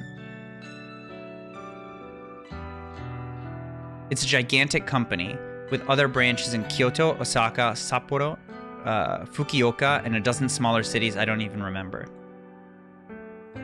I've worked here for close to 3 months now. Not a long time in the grand scheme of things. That said, I'm only a temp, and all I do is data entry.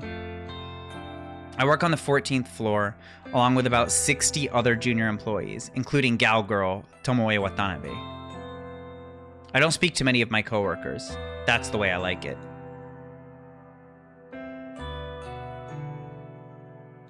When I reach the building, I enter through the giant double sliding doors and find myself in the familiar lobby. Comfortable couches line the walls circling a reception desk. 4 large elevators are tucked away in a nook behind the reception desk. It's already busy this morning, though to be fair, this place is packed all the time. I avoid the crowds of sharply dressed business people, feeling a little out of place in my semi-formal shirt and skirt. Ducking into a newly opened elevator, I tap my employee ID card to a backlit panel and press the button for my floor. The doors close and the elevator begins its smooth ascent. I'm surprised to find that I'm the only one traveling up. I reach my floor and listen to the soothing chime as the doors open, revealing the open layout office before me. The static drone of workplace noise fills my ears. Conversation, ringing phones, fingers tapping against keyboards, photocopiers. Even the steady, low hum of the air conditioner contributes to the overall din. I make my way to my desk, stationed in the middle of the floor, and surrounded by a dozen other identical desks. Dude, this is taking me back. Back to my days in an office. As I walk, somebody taps me on the shoulder gently. Good morning, Kurosawa. What happened? What happened with Twitch? Ah, Shinya Fujikawa, my senior, though he's really only a couple of months older than me. He's worked here for a whole year after taking an internship straight out of senior high school. He's not an intern anymore, though I'm not quite sure of his job title. Morning, Fujikawa. They're saying this is your girl. Yeah, we're playing a different one entirely. How was your commute this morning? Fine, same as usual. That's good to hear. Did you read any of your novels? He's referring to the horror books I like to read. I can tell from his tone that he doesn't exactly approve of the subject matter. I've known Shinya since junior high. We go way back, but I wouldn't exactly call us friends. However, he's the one that landed me this job, even though he's just a temporary contract. I've always had the feeling that he's a bit sweet on me. It could be way off the mark, though. Well, I couldn't get a seat on the train today. Too hard to read while standing. Ah, that's a shame. Is this Omni? Still haven't accepted my, Is this friend live request, footage of Omni? Did you know? I have to fight the urge to roll my eyes. He's a nice guy, but we were connected on Noise once before and I had to delete him. He's super obsessed with his father's detective work, and all he ever posts about is his assumptions and theories on petty crime cases. Normally I'd find anyone on my friend list fascinating, but here's the thing. Shinya never posts about his personal life. All he writes are long-winded rants on boring cases. Yo, Shinya gonna solve Corpse Girl. It's far beyond the amount of dullness even I can stand. Damn, chat smoking Omni? I fish my phone out of my handbag and pretend that I'm looking at Noise. Yo, that is 10 times worse than not even pretending that I'm getting like a text message. Pretending I booted up Facebook so I don't have to talk to you. She cold. Oh, how about that? Looks like I don't have any incoming friend requests. I quickly dip my phone back into my bag. How peculiar. Well, I'll try and nudge again later. Sure, no problem. Well, anyway, I better get to it. Work hard today, okay? You got it. Shinya offers a formal bow and goes on his way. Before I can take a step towards my desk, a mocking voice whispers in my ear. How long are you gonna lead on sweet little Shinya? Alright, chat. Who's a Tomoe fan? Tomoe stands. Somebody's gotta be in chat. I shiver and find Tomoe Watanabe lurking right behind me, buzzing around my neck like an irritating mosquito. That poor boy really has the hots for you. When are you gonna tell him you're a cold-hearted psycho? Listen, I'm not leading him on, and I'm no psycho. You 100% are a psycho. Sounds like something a real psycho type would say, don't you reckon? Of course, this is none other than Cowgirl Tomoe. When they say Cowgirl Tomoe, I just think of like Pokemon where you like run into the trainers and they challenge you to a battle. Like Cowgirl Tomoe challenges you to a Pokemon battle. The very same brain-dead moron who posted this morning about wanting to try Corpse Girl's website. She's the kind of person that likes to stir up trouble and instigate conflict. She's had her vacant eyes on me since the day I first stepped foot into the office. She loves to torment me any chance she gets. Maybe I rubbed her the wrong way somehow, though I'm not sure what I ever did to her. Even though she's a data entry temp like me, she's worked here just a little longer than I have. Unfortunately, that means I have to defer to her as my superior in this professional environment. She knows as much and likes to take advantage of the fact as often as possible. It's funny, you know. You don't look like the type of skank to lead on a goody-goody like Shinya. God damn! She's savage. I told you, I'm not leading him on.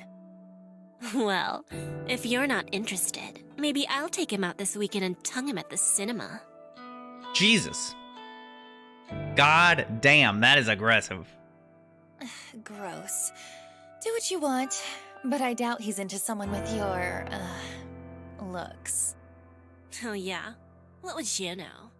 You think he likes your flat chest, little Miss Gothic Lolita? Oh my god. Oh my god. This is savage. This is savage. I know I should shrug off comments such as this, and normally I would.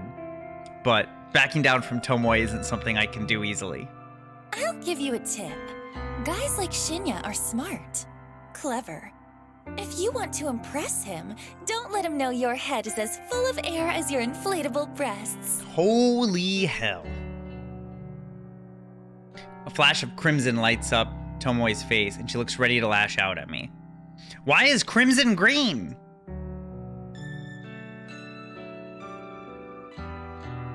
A group of coworkers, juniors like us, look over to us in concern. Tomoe takes a step back from me, but not before signaling a rude gesture with her fingers. We ain't done here, Noriko. Watch your back. I'm trembling. You should be! She just discovered a murder website and posted that she wanted to use her murder website on somebody in the office. You should in fact be trembling. Tomoe walks away and I breathe a sigh of relief. If it wasn't for having to deal with her, I wouldn't dread coming to work every day. Anyway, I wonder when she's planning to test out Corpse Girl's website. Will she try it on me since we just fought? I'm not really sure if I should be excited or scared. Goddamn. Either way, it will definitely be fun to find out what happens if she does try the website. The fuck? This is an Omni Girl. I finally reach my desk and take note of the time. I was supposed to start working 5 minutes ago, so I quickly log into my computer and check today's task list. It's all standard stuff today. I need to transfer a few tables of numbers from a spreadsheet into our company's online database. When I'm done, I have to run it by a few other people and then commit the changes to the server. The work is dull and repetitive, but my salary isn't bad. On the plus side, I get to wear headphones and listen to music while I work. I dip into my handbag and retrieve my headphones, my phone, a can of milk coffee, and a handful of breath mints. I lay them all out on my desk neatly. I slip my headphones on, plug them into my phone, and hit play on my work playlist. Loud symphonic metal lovingly thrashes my ears as I crack open the can of coffee and take a long sip. Yo, somebody better page Panda and Gravy. I think there's a lot of competition. Let's get started. Metalhead? I return home to my quiet, cramped apartment after work. Yeah, she's into coffee and metal. The place is eerily silent, a stark contrast to the bustling office where I spend my days. Throwing my handbag onto the tiny coffee table, I pick up my laptop and sit on the couch. I lie back and get comfortable, letting the laptop rest on my stomach as it boots up. The welcome screen loads up, so I click a couple of times, open my web browser, and then head to a very specific website saved in my favorites. Corpse Girl's website. A cute dancing zombie girl is animated at the top of the page, a peculiar irregularity that always makes me giggle. Yeah, we went there. It was sick. That bar was awesome. I ate that burger. There's a clip of me. I got the burger that had chicken and waffles in it. So it was a 10-ounce burger with chicken and waffles in it, and I ate the whole thing in like 60 seconds. It was so good. I noticed that the page view counter at the bottom of the site is nearly the same as it was yesterday. There have been maybe 4 or 5 new visitors. I heave a sigh. Maybe the website isn't quite that well known after all. That begs the question, how did Tomoe discover it? Well, never mind that. My eyes scan the website's content. Request a death. Big, bold letters headline the site. The intention couldn't be clearer. Further information on the site is sparse. Brief instructions tell the user to fill in a victim's phone number and upload a photo. Aside from that, there's not much else to mention. It doesn't even ask for a name. After scanning the site, I move my mouse to the browser's address bar and click. I type / after the website's address and then add the word admin. I hit the enter key. A login page presenting itself with an empty username and password fields waiting to be filled in. Are we the admin for Corpse Girl? My fingers tap dance around the keyboard, and within moments, I'm presented with a brand new page. Yo, I think we run the murder site. A blinking slab of text greets me. One new request. No, gothic Lolita murderer. Murderer, not hacker girl, murderer, Paz. A crooked smile cracks my stony expression. Finally, somebody has requested a death. Somebody has asked me, Corpse Girl, to kill a victim. This is where things get exciting. I giggle and feel my cheeks flush red. This is the first request I've had for about a week. I've been logging in every evening, fingers crossed that somebody has elected a new victim for me. Today, my wish has come true. I can't help but feel emotional at a time like this. My lower lip trembles, and I feel tears welling up. I dab the corners of my eyes gently to avoid smudging my makeup. As I hover my mouse cursor over the View Request button, a familiar and pleasant tingling sensation surges in my chest, my stomach, and my thighs. I shiver with anticipation, my hot and steamy breath beginning to fog up the laptop screen. I click the button. Request details. Today, 2:47 p.m. local time. Victim's phone. Blah, blah, blah, blah. Downloading image attachment. The victim's photo automatically loads on my screen. The person in front of me is a total stranger, but that's okay. It doesn't change the task set out before me. A woman, rather plain, in her early 30s. She's well dressed, with minimal makeup, and she's not really putting her personality on display. It's a nice photo, better quality than some of the images I've received in the past. In fact, the photo looks like a corporate ID picture. I wonder if it was downloaded from a company database or website. Well, the source of the photo doesn't matter. The simple fact of the matter is that somebody has made a request for this person to die. It falls on me to fulfill that request. And as Corpse Girl, I take requests very, very seriously. I have the victim's photo, and I have her phone number. All I need now is to select a way for her to meet her untimely demise. We previously thought about including an extra field. I've previously thought about including an extra field on my website, an option for the user to choose the way they want their victim to die. After all, it would reduce the amount of strain on my creativity if the method was decided for me. But after careful consideration, I decided against it. Some people are sick, twisted. The cause of death would be far beyond my means and impossible to achieve. Therefore, allowing the user to define the cause of death just isn't feasible. Instead, I'll stick to my current modus operandi. Everything depends on the quality of the victim's photo. If it's detailed and the victim's features are easily distinguishable, then I can be rather creative with the cause of death. Perhaps the victim's face suffers grotesque burns, or she has an iron stake thrust through her skull. However, if the victim's photo is low quality and doesn't provide enough detail to identify the subject, I have to resort to the default cause of death. A terrible, unlucky fall from a great height. Maybe she slips, or maybe someone stumbles into her and she sends her tumbling over a rail. The end result will be the same, a swift, crushing death from on high. The victim will end up face down on the concrete, completely unrecognizable, save for her clothes and accessories. It's not my favorite cause of death, but in some cases it is necessary. Regardless, it is still a valid way to fulfill the request. For now, it's time to get started. I can barely contain my excitement. I squirm against the couch, crossing and uncrossing my legs in a vain attempt to dissipate the heat rising through my body. Taking a deep breath, I try and calm my nerves and get to work. The victim will receive a photo of her own corpse, time-stamped with the date of her death. It's Corpse Girl's signature move, my calling card, if you will. Seeing an image of one's own disfigured corpse is sure to strike fear into one's heart.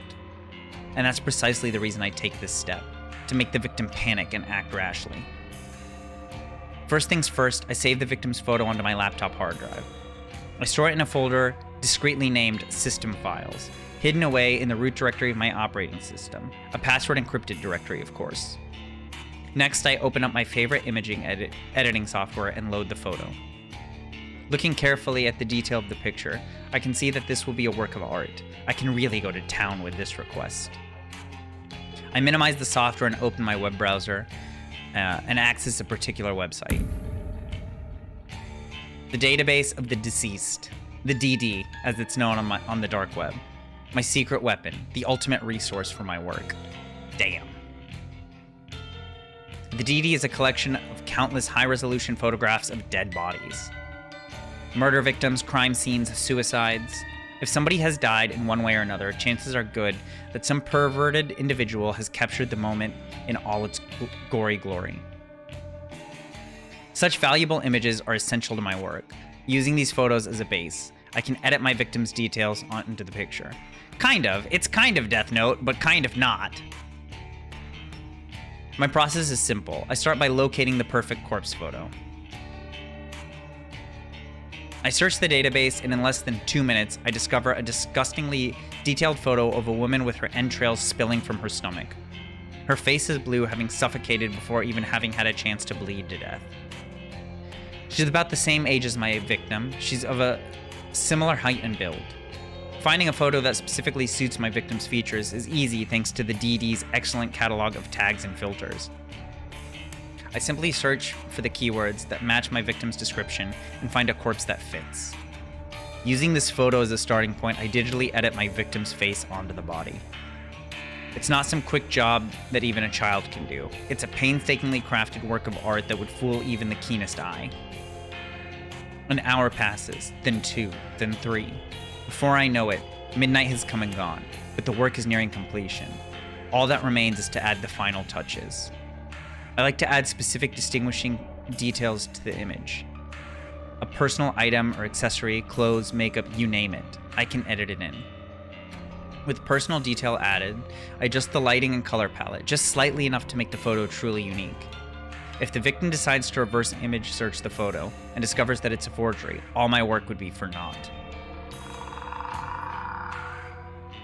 And with that, the masterpiece is complete. A grisly, gruesome, gratuitously gory gift for the soon-to-be departed. The victim will receive this photo of a corpse that is, for all intents and purposes, a perfect replica of her own physical form. She will open the image on her phone, and the life she once knew will crumble to pieces. My lips curl into a satisfied smirk. During my hours of work, my breathing eventually steadied. My excited nerves settled into a zen-like calm. But seeing the finished art piece now, I began to feel my heart pounding once more. The macabre vision before me is exhilarating. Adrenaline and dopamine surge through my body, giving me a sudden head rush of bliss. To say that I'm attracted to the sight of blood and guts would be misleading. No, I'm not into that at all. The excitement stems from the thought of taking control of somebody else's life. Tama called it. Tama called it. Dictating their future, controlling their fate. For with the creation of this image, I've taken the victim's life into my own hands, like a puppet master pulling the strings of a marionette. By forging this convincing creation, I will compel the victim to take her own life. That's right, my own hands need not become stained. The hands of Corpse Girl have never been dirtied with the blood of a victim. This is the true nature of my work. Carefully crafting corpse photos in such a way to convince the victim that their fate is already sealed, that no matter what they do, they cannot escape the death that awaits them. And the date stamped on the photo is the icing on the cake, the ultimate driving force behind the victim choosing to end their own life. A date so near in the future, a time that has not yet occurred, a fiber of uncertainty carefully interwoven into the image that causes the victim to pause and consider the possibilities. Is this photo from the future? Is this truly my fate? How can I outrun a future that has been pre-decided? These are the thoughts that run through a victim's mind. Despair and dread flood the senses. Overwhelming anxiety gives way to calm acceptance. This is my dead body. This is how I die. Why should I fight it? And when the victim's last vestige of resistance gently breaks, like a silk spiderweb being torn by a cool breeze, they finally give in. They invite their end. This is the way it will go down for this woman, this complete and total stranger. I am confident, certain, convinced. God damn. I was gonna say it, but I'm not gonna say it. It was a sudden spark of inspiration that guided me to begin fabricating corpse photos about a year ago. I was thinking that Paz, but I think it does. I think she's very good at her job. I also think at some point she's gonna have to knife somebody in this visual novel. She's cute though. Can't deny that, she's cute. I can never quite recall exactly what it was that spawned the idea. Sometimes I get close to remembering, but the recollection dances at the edge of my mind and slips back into the darkness. Regardless, I ventured down a dark and dangerous path. I built Corpse Girl's website and invited strangers to request the deaths of people they knew. It was a sales tactic, simply a way to encourage users to submit images. I had no intention of means of ending lives. Little did I know the true power I wielded. I only intended to create corpse photos and send them to people for fun. I wanted to startle and scare some unsuspecting fools. It would be a lie to claim that I didn't get off on it. The thought of people shrieking in fear at the sight of their own corpse was more than delicious. It sated my budding lust. It filled the dark hole in the depths of my soul and gave me purpose. Never in a million years did I dream that one of my corpse photos would result in the death of another human being. Oh shit. I'll never forget her name, Ruri Hatano. 20-something, slim, gorgeous. eyes that took my breath away the moment I gazed upon her portrait. She was the first person to make me feel bad about crafting hoax photos. The only person to make me feel bad about it. But I did it anyway. Corpse Girl never rejects a request. It's her. My conviction. I forged a beautiful rendition of her death, thanks to some rather macabre source photos obtained via the database of the deceased. I strung Ruri's corpse up in a field like a ghoulish scarecrow. The photo was incredible. It was my 5th or 6th work, the 5th or 6th time a user of Corpse Girl's website requested a death. Ruri Hatano died just hours after receiving the photo. I don't know why, I don't know if she killed herself or if someone murdered her. But I know one thing. Ruri Hatano's body, her real body, was found in a field, hanging like a scarecrow, surrounded by crows. Her eyes had been gouged out of her skull and her stiff fingers clutched her phone tightly. According to the news report, her phone displayed a familiar image, the very image I created of her corpse. Yo, something else is going on here. When I first learned of Ruri's death, I was overcome with varying emotions. I felt sick, elated, disgusted, overjoyed, depressed, aroused. Had I somehow caused her death? Was Corpse Girl responsible for taking a life? Even though my hands weren't stained with blood, I still felt responsible. There's no way she killed herself. Like, how could she have strung herself up there? A lurid truth descended upon me at that moment. Corpse Girl held the power to end lives, and the more I dwelled on that fact, the more obvious it became to me. I began to feel that power pulsing through my veins, thrumming through my blood as my heart pumped and pounded within my chest. I can't explain how the power works, and I don't know why I have it, but somehow the corpse photos I create can compel a victim to end their own life, or compel someone else to end it for them. Ruri died in the way that I envisioned. Her dead body matched the fake corpse photo I painstakingly crafted. And I didn't even have to leave the safety and comfort of my apartment to ensure her death. This is Death Note. This is literally Death Note. This is Death Note, but she gets off on it when she kills somebody. Corpse Girl's power is real, extraordinary, and I vowed to exercise that power as frequently as possible. Exactly, that work from home vibe. Ruri Hatano died last year. Since then, I've been chasing that rush, that thrill that comes with snuffing out a soul. It wasn't hard to grow the popularity of Corpse Girl's website after that incident. Particularly dark corners of the internet gobbled up the news with enthusiasm, and the site saw an influx of new visitors. And, on a few occasions, I've even overheard people in the real world whispering about the mysterious website that lets you request a death. I've crafted corpse photos for dozens of requests. Each photo is more convincing and realistic than the last, thanks to my ever-evolving skills. But none of my recent attempts have been successful. Light hasn't had to resist the urge from jacking off on the train because of the thought of his power, Red. Stalking people and then the thought of what he could do to them. They are not the same. Not a single person has dropped dead since Ruri Hatano. I'm beginning to wonder if Corpse Girl's power has fizzled out.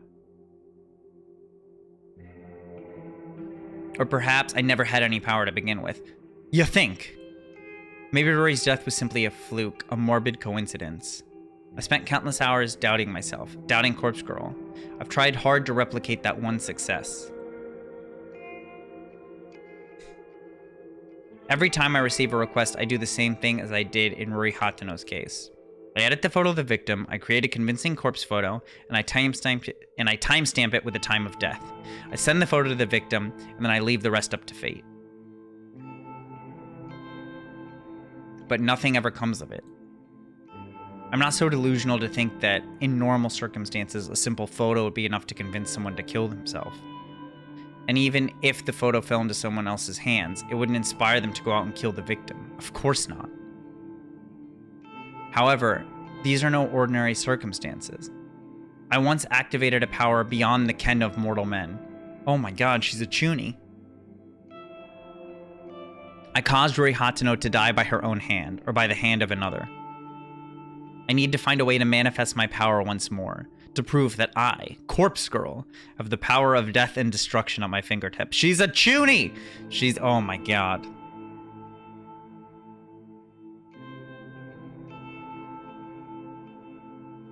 Once a new victim perishes, I know it will pave the way to more and more deaths. My website will gain popularity and become more than just an urban myth. People will live their lives in fear, forever wondering if Corpse Girl is lurking behind the next text message they receive. Well, people in Tokyo. What's a chuny? Oh, man. You guys don't know what a chuny is? I'll read you guys the official definition.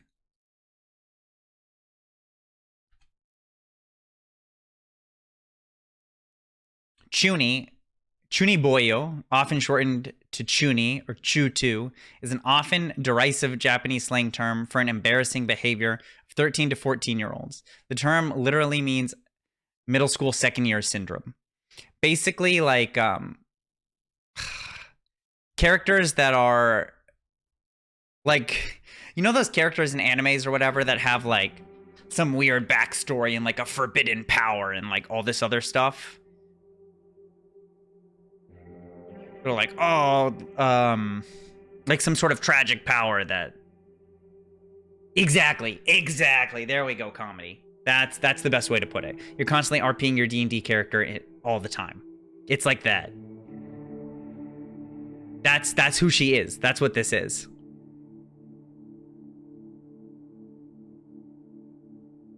Yes, I can see the future I crave so clearly in my mind. I'm close to achieving my goal. I know I am. She's only been able to maybe do it once. And when my dream comes true, I can finally...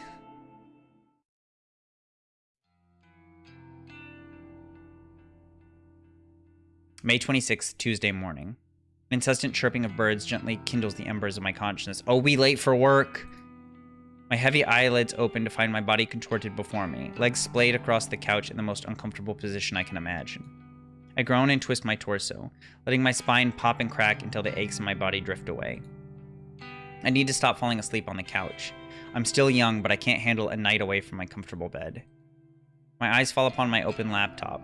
Lying on its side on the floor, the screen is blank, the battery drained. I briefly panic, hoping against hope that I save my work before falling asleep. I stumble to my feet and pick up the laptop and then charge toward the power outlet.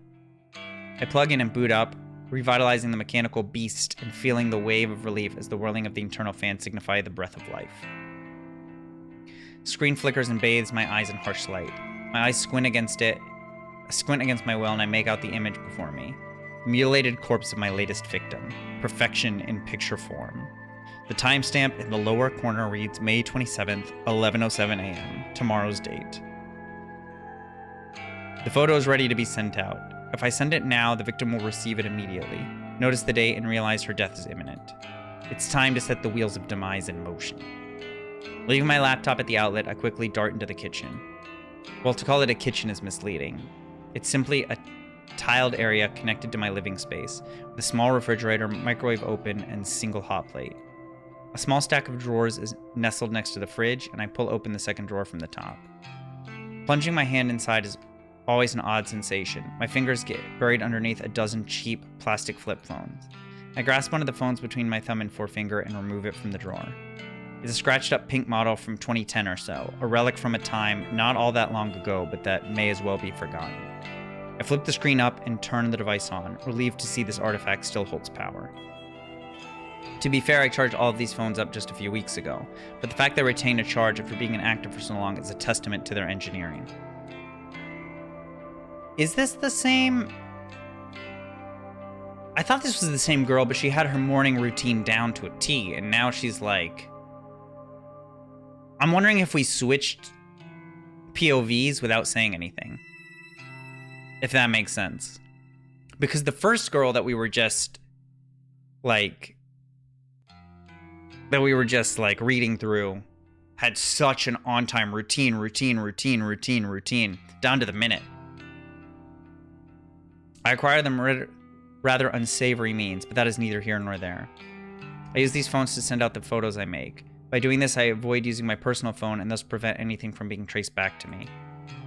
When a photo has been sent, I keep the burner phone for 24 hours, just in case the victim sends a reply. I know I'd get a good laugh out of that. God damn. Of course, I don't keep the phone on my person. I store it in an old shed out the back of my apartment building. When 24 hours have passed, I remove the phone's SIM card, snap it in half, and discard it with the combustible trash. The phone itself gets smashed and trashed in the dumpsters outside a convenience store. I also delete the photos off my hard drive and clear my internet history. Obviously, I don't even use my own internet connection at home. I leech off my gullible neighbor's Wi-Fi. Goddamn. He's under the impression I can't afford my own internet connection. Whether or not I convinced him of such is irrelevant, so he's happy to share his connection with me. Should the police ever try and crack my actions, they'll only be led straight to my neighbor. I've gone to great lengths to ensure my actions are untraceable. This has all been in anticipation of my inevitable success. Looking down at the pink phone in my hand, I clear my mind and focus on the task before me. The photo is transferred easily from my laptop to the burner phone. Once complete, I open the text messaging app and enter the victim's phone number. I leave the message field blank, but I attach the photo, of course. The victim will receive an empty text message from an unknown number with only an image attached. The message just about ready to send, but there's one more flourish I'd like to add. I open a particularly app I previously downloaded to every burner phone. It's simply called Number Mask. It's one of the most ingenious apps I've ever used. Exactly! Untraceable. The app asks for the number I want to use. I punch in my memorized trademark. 666-33-666-22-666-44-666. Now when I send a text message, the receiver will see these numbers appear on the caller ID. Not only does it mask the burner's real phone number, but it's an extra calling card to help boost my infamy. I smirk, my thumb hovering over the send message button. This is it. This is going to be my long-awaited victory. The second victim to end up dead. I just know it. This is the stepping stone to my success. The second of many bodies that will pave the way to my glory. Jesus Christ. I send the message.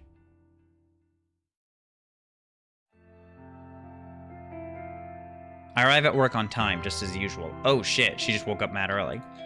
My handbag is heavy with the weight of several cans of coffee, hopefully enough to power me through the day after having had such a late night. I can't help but yawn loudly as I wait for the elevator in the lobby. Just before the elevator's doors open, my phone starts to ring. I step aside and answer the call. Hey. Hi, Noriko. Good morning. Did I call at a bad time? Oh shit! It's Aoi! Not at all. I'm just about to go into the office. Oh, should I call back later? It's no problem. Don't stress. Okay, sorry. She's gotta be in her call. Yo, I'm calling it now. I'm calling it right now. Aoi is doing the murdering to make her dreams come true. I'm calling it right now. She's doing all the killing. Though we never really had any common interests, we used to be inseparable at school. She was shy, I was introverted. It was a combination that worked in our favor, even if our conversations were a little on the boring side. To say that we're no longer shy and introverted wouldn't be entirely true.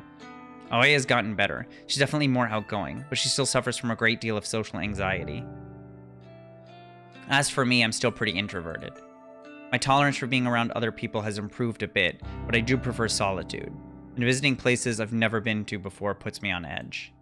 To call Aoi my best friend would be accurate. She's my closest confidant. Yep, 100%. Dude, Aoi is doing all the killing. That's what's happening. She's doing all the killing. Even so, she knows nothing about my part-time masquerading as Corpse Girl. No one does, and I plan to keep it that way. So, Aoi, what did you want to talk about? Oh, well, you see, that guy at work is still bothering me, and I wanted to see if you had any more advice for me. Ah, jeez. The older guy that always hits on you? Yeah. I'm calling it now. What a creep. You're 19, for God's sake. He must be, what, 50?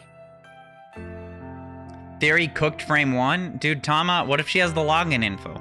I think he's 52. Theory is not cooked at all. You know his actual You weren't age? here for the prologue. Well, whatever. If he's still bothering you, you have to take a stand. He's not your coworker, right? Just a regular customer? That's right. Then tell your manager. Have him banned from the venue. I can't talk to the manager. Oh, shut I up. don't wanna Talk to the cause manager. trouble for the company. Jeez, girl. Sometimes you need to stand on your own 2 feet. I know. One Oh, last if round? talking to the 52 is not manager like a out of the death question, sentence. Then you need to be firm with the creep. Tell him you won't stand for being groped anymore. Okay, that's His gross. behavior is simply unacceptable, and if he won't change, you won't serve him anymore. He's scary, Noriko. I don't know if I can confront him like that. He's always drunk. Even before he comes into the place. I try not to serve him too much, but... Are you sure you can't quit that stupid She job? works at a maid cafe? Working at a maid cafe really doesn't suit you at all. I thought you wanted a government position. Did nobody go to college I in this do. visual novel? I want to work in a cozy office, kind of like you, but you know I don't have any qualifications. Why don't I see if there's anything open here? Maybe Shinya can help out. He got me this job, remember? Literally nobody went to college. Shinya. Maybe. He was always a nice guy, right? He's super nice. Stick in the mud, but a nice one. Noriko, don't be mean. Yeah. You want me to ask? Yes, please. If it's no trouble. It's no trouble. I'll talk to Shinya. Then maybe you can quit that crappy job and come work with me. I'm not saying there's anything wrong with it. I'm shocked that everyone in this visual novel seems to be 18 and literally none of them have gone to college. I would have assumed at least like 1 or 2 of them had gone that path. But they just keep introducing people they knew from high school and all of them go straight into working at an office. I assumed in Japan that like it was similar to the US where most people are expected to like go through college and then get an office job. Oh, that really does sound wonderful. Thank you, Noriko. I'd be so lost without you. Don't be silly. You're amazing, Aoi. Leave this to me. Noriko turned him into one. Thank you. I end the call and heave a sigh. Having to go and ask Shinya about a job actually is a pain in the ass, but I'd never admit that to Aoi. I want to help the poor girl, I really do. I'd do nearly anything for her. The elevator arrives at the lobby, and I step inside as soon as the doors open. Good morning, Kurosawa. Fujikawa, good morning. Shinya takes me by surprise as I exit the elevator. Has he been waiting for me here? I wanted to catch you before we sit down to work. I sent you another friend request. Can you make sure you got it this time? Oh, she's gotta accept the friend request now if she wants the favor. Oh, yeah, okay. She's gotta accept it. What am I supposed to do when he puts me on the spot like this? I try not to groan as I get my phone out and open up noise. It's impossible to hide my screen from Shinya's piercing gaze. Well, what do you know? I have a new friend request. Shinya's fed. Oh, great. It worked this time. Go ahead and accept it, please. Yeah, sure thing. I hesitantly accept the request. A little fireworks animation pops up on the screen with a celebratory message about making a new friend. Yay! Looks like we're officially friends now. So, can I call you Noriko from now on? Yo, he's going all in. I've never cared much for formalities. I try to adhere to them in the workplace, but honestly, I don't care if people refer to me by my first or last name, regardless of whether they're friends or not. That's fine. You can call me Noriko. Shinya's eyes light up. That seems to have made the boy happy. Thank you! Oh, you can call me Shinya, of course. Shinya. Hey, we've known each other since junior high, Red right? snipe him. Shouldn't we have been on a first-name basis anyway? This guy doesn't die comedy. No. Oh, maybe he dies. You know what? Maybe he kills him. Maybe he gets in too deep. Yes, that's true, but we're in the office now, you know? It wouldn't do if you started working here and called me Shinya right away. I suppose. Anyway, I'm really glad we're proper friends now, Noriko. Maybe He is we the can killer? get No a way. Coffee sometime. No way he's the killer. I can't help but feel he's trying to push his luck as far as it will go. Any suspicions I had about him having a crush on me are now confirmed. I brush a stray lock of hair out of my face and smile as sweetly as I can while I change the subject. Hey, actually, I wanted to ask you something. Are there any more temp jobs available here right now? Temp jobs, huh? Are you looking to pick up extra hours? No, not exactly. I'm asking for a friend who needs a new You're job. locking it in? A friend of Noriko's.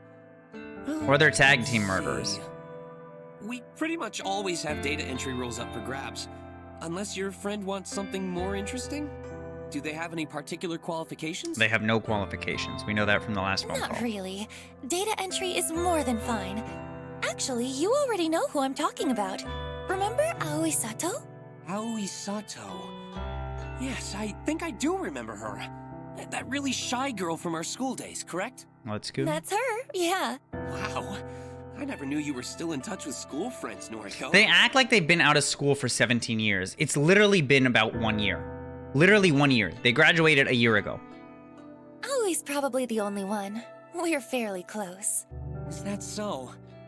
As for me, I don't really have any friends from back then. What do you mean back then? It's been a year. Damn, wait, this is heartbreaking. Is this true, Omni? Shinya's heartbreaking confession doesn't surprise me too much. He doesn't strike me as the type of person to have many friends at all. Sure, I'm the same, but... Oh, but what am I saying?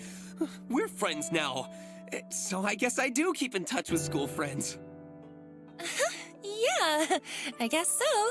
Hey, I'll ask my superior if we can get Sato an interview. Is that okay? I'd really appreciate that. Thank you, Shinya. No problem. Can't wait until she Leave it to me. unfriends Shinya again. He gives me an awkward salute before skipping away. Our little exchange has obviously made him pretty happy. For some reason, something that Tomoe Watanabe said yesterday pops into my head. She mentioned that I'm leading Shinya on, but that's not true, is it? I shake the thought out of my head. I'm just being nice to him. That's not wrong, is it? I take a seat at my desk and perform my morning ritual. From my handbag, I retrieve my headphones, coffee, and breath mints. Computer on, music playing, coffee open. My fingers tap rhythmically against the keyboard as I slip into the usual workday trance.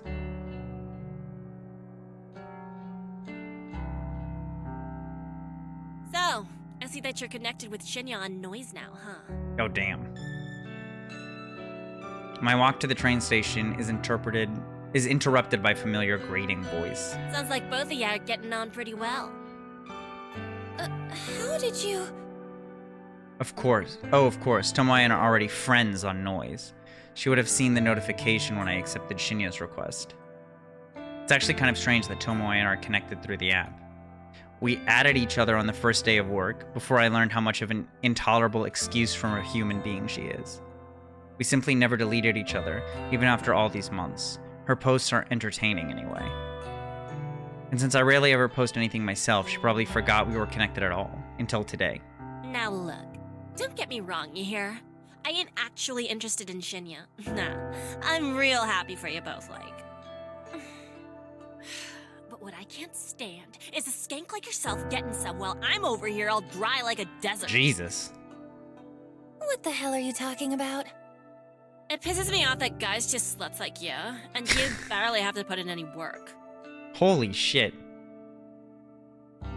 Meanwhile, nice girls like me gotta put in so much effort to even get noticed. Skill issue, skill issue.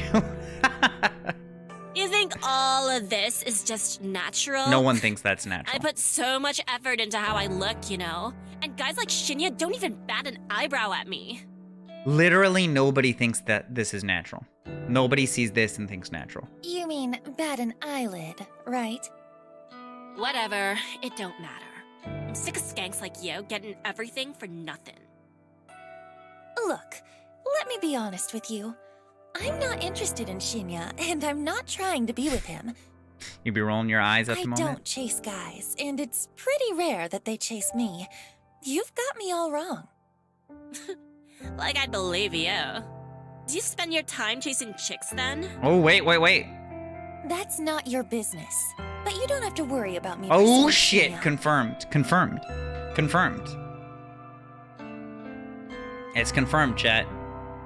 Tell you what, any guy at the office is all yours, okay? I'm not interested.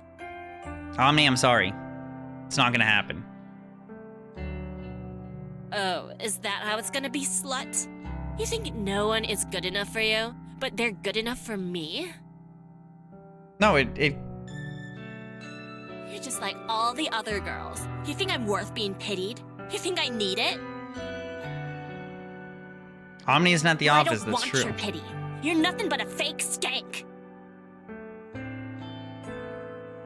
Tomoe pushes forward, her bulk forcing me off the sidewalk and into the thicket of trees bordering the path.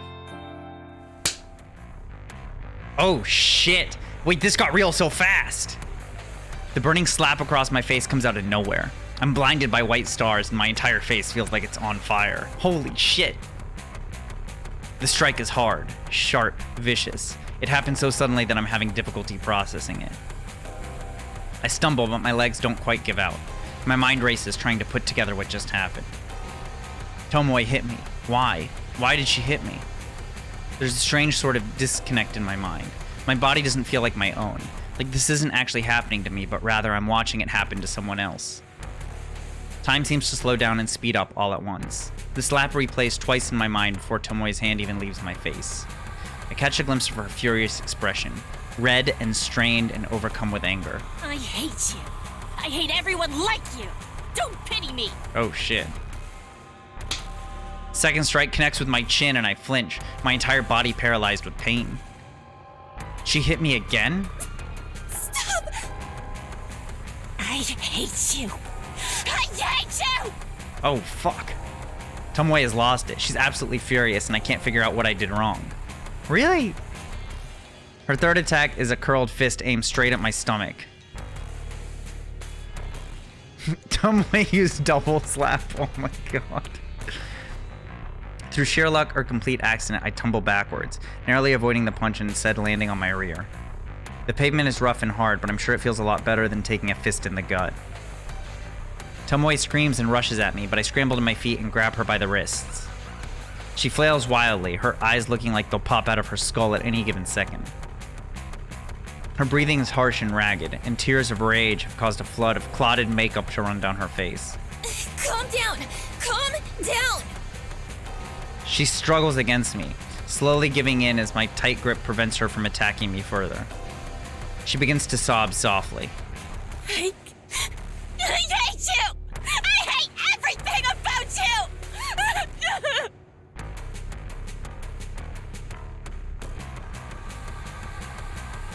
With a great pull, Tomoe frees herself from my grip. She steps away, cursing, and then runs past me. I blink in disbelief as she breaks into a sprint, heading in the direction of the train station. I raise a hand to my tender face and touch it gently. The stinging sensation is completely new to me. Never before have I been attacked like that. What the hell was all that about? Oh, she's crying, Omni. You gonna comfort her? I can't believe she hit me.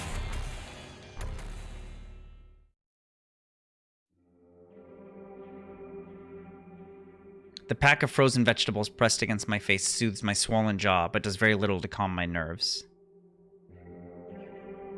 I'm still on edge after what happened today. Tomoe actually physically attacked me, all because I said something. I'm not sure what that provoked her anger. Maybe that girl is more complicated than I gave her credit for. Seems like she has her own inner demons, just like the rest of us. I've replayed the event in my head 100 times since returning home. Without confronting Tomoe about it, I don't think I'll ever figure out what incited her aggression. How are you not sure? How are you not sure? But I don't plan on talking to her about it anytime soon. I wouldn't say I'm scared of her, but I don't exactly want to encourage a repeat performance. I rest the bag of frozen vegetables on the small coffee table next to me. I think I've done all I can to reduce the painful swelling for now. Sighing and leaning back, I let the soft padding of the couch consume my body as I sink deeper. My eyes glaze over as I bring my phone to my face. My fingers lazily tap and scroll as I look through a carefully curated obituary newsfeed, a list of deaths that have been reported throughout the day. Using a set of handy filters, I narrow the feed down to include only women's death in the range of 30 to 50. I set the location to cover all of Japan. I immediately exclude any results that mention natural causes of death. I'm looking for specific cases, suicide, or as is more often reported, accidents. Of course, I'm looking to find out whether my latest victim has offed herself yet. Should this search string return no results, then it's pretty easy to look up recent murders. They're few and far between. Between suicides, accidents, and murders, I've covered all the potential ways my victim could die. 9 out of 10, the search results include a photograph of the deceased. Not a photo of their corpse, mind you. This isn't the database of the deceased I'm looking through.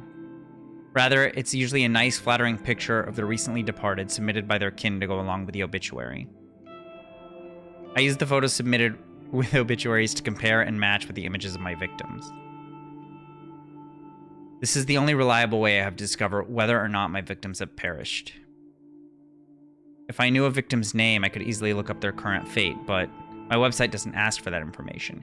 Didn't it ask for the name initially? Like, in the prologue, it asked for the name, right? She's got to add that field at some point. Call it respect for the victim's privacy, but there's a lot more to it than that. But that's the topic to dwell on for another day. Tonight's search, I thought it did. I thought it asked for the name, it asked for the phone number, it asked for a picture. Yeah, that's the info she put in. It was not just pick a number. I thought it was pick a number at first too, but I distinctly remembering the first girl that we had the POV, that she asked for the name. I gotta rewatch the VOD. It's the only way. Tonight's search turns up no solid leads. I'm disappointed, but this result isn't entirely unexpected. After all, I set the date on my latest victim's photograph to tomorrow. There's still time for her to freak out and end it all.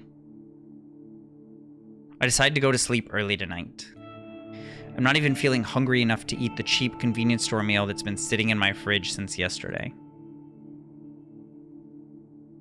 Though if I go to sleep now, it will feel like tomorrow arrives sooner. Tomorrow. I'll have to see Tomoe at work. There's no way I can avoid her since her desk is so close to mine. The idea doesn't sit well with me.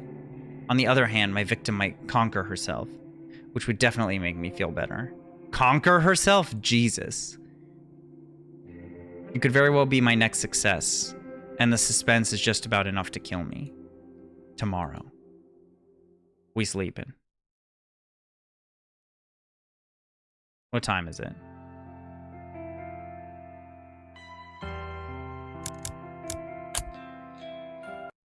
What time is it? 5 o'clock? All right. I think... How long have we been going for? 2 hours? I think I'm gonna call it here since I'm running BlazBlue tonight. But I'm 100% gonna be streaming this tomorrow. From this exact spot. Yeah, this is a good place to stop. Yeah, it was fun. I'm gonna be streaming this tomorrow for sure. I'm gonna start at around 2 p.m. I'm not playing BlazBlue, I'm running it tonight. There's multiple endings and stuff, so we're gonna get new... Like, we're gonna get a couple playthroughs, I think. But I'll be streaming this tomorrow. I'm gonna start at 2 p.m. Eastern. I'm not running anything, so I'm probably just gonna go for a while. Choices have to matter if there's multiple endings. I don't know what Crow Factory is. We'll figure that out. But, yeah. Thanks for sticking around. If you guys enjoyed it, stop by tomorrow. I had a lot of fun with the chat, just kind of musing on stuff. It was nice to do a visual novel for a change. But, let me see if anybody else is streaming. Yeah, it is. It's chill. It's better than just like mashing buttons. It is hilarious. I hope people stop by tomorrow. I had a good time. I'm gonna send everybody over to Pandabetic. I will check my phone tonight. I will for sure. I'll be streaming for a lot longer tomorrow. I want to do probably at least like 4 hours, probably just make some real headway into the visual novel. But I'm gonna take a small break before I have to stream the Blaze Blue tourney tonight, and yeah, I'll send everybody to Pandabetic. I'll probably see some of you later. Peace.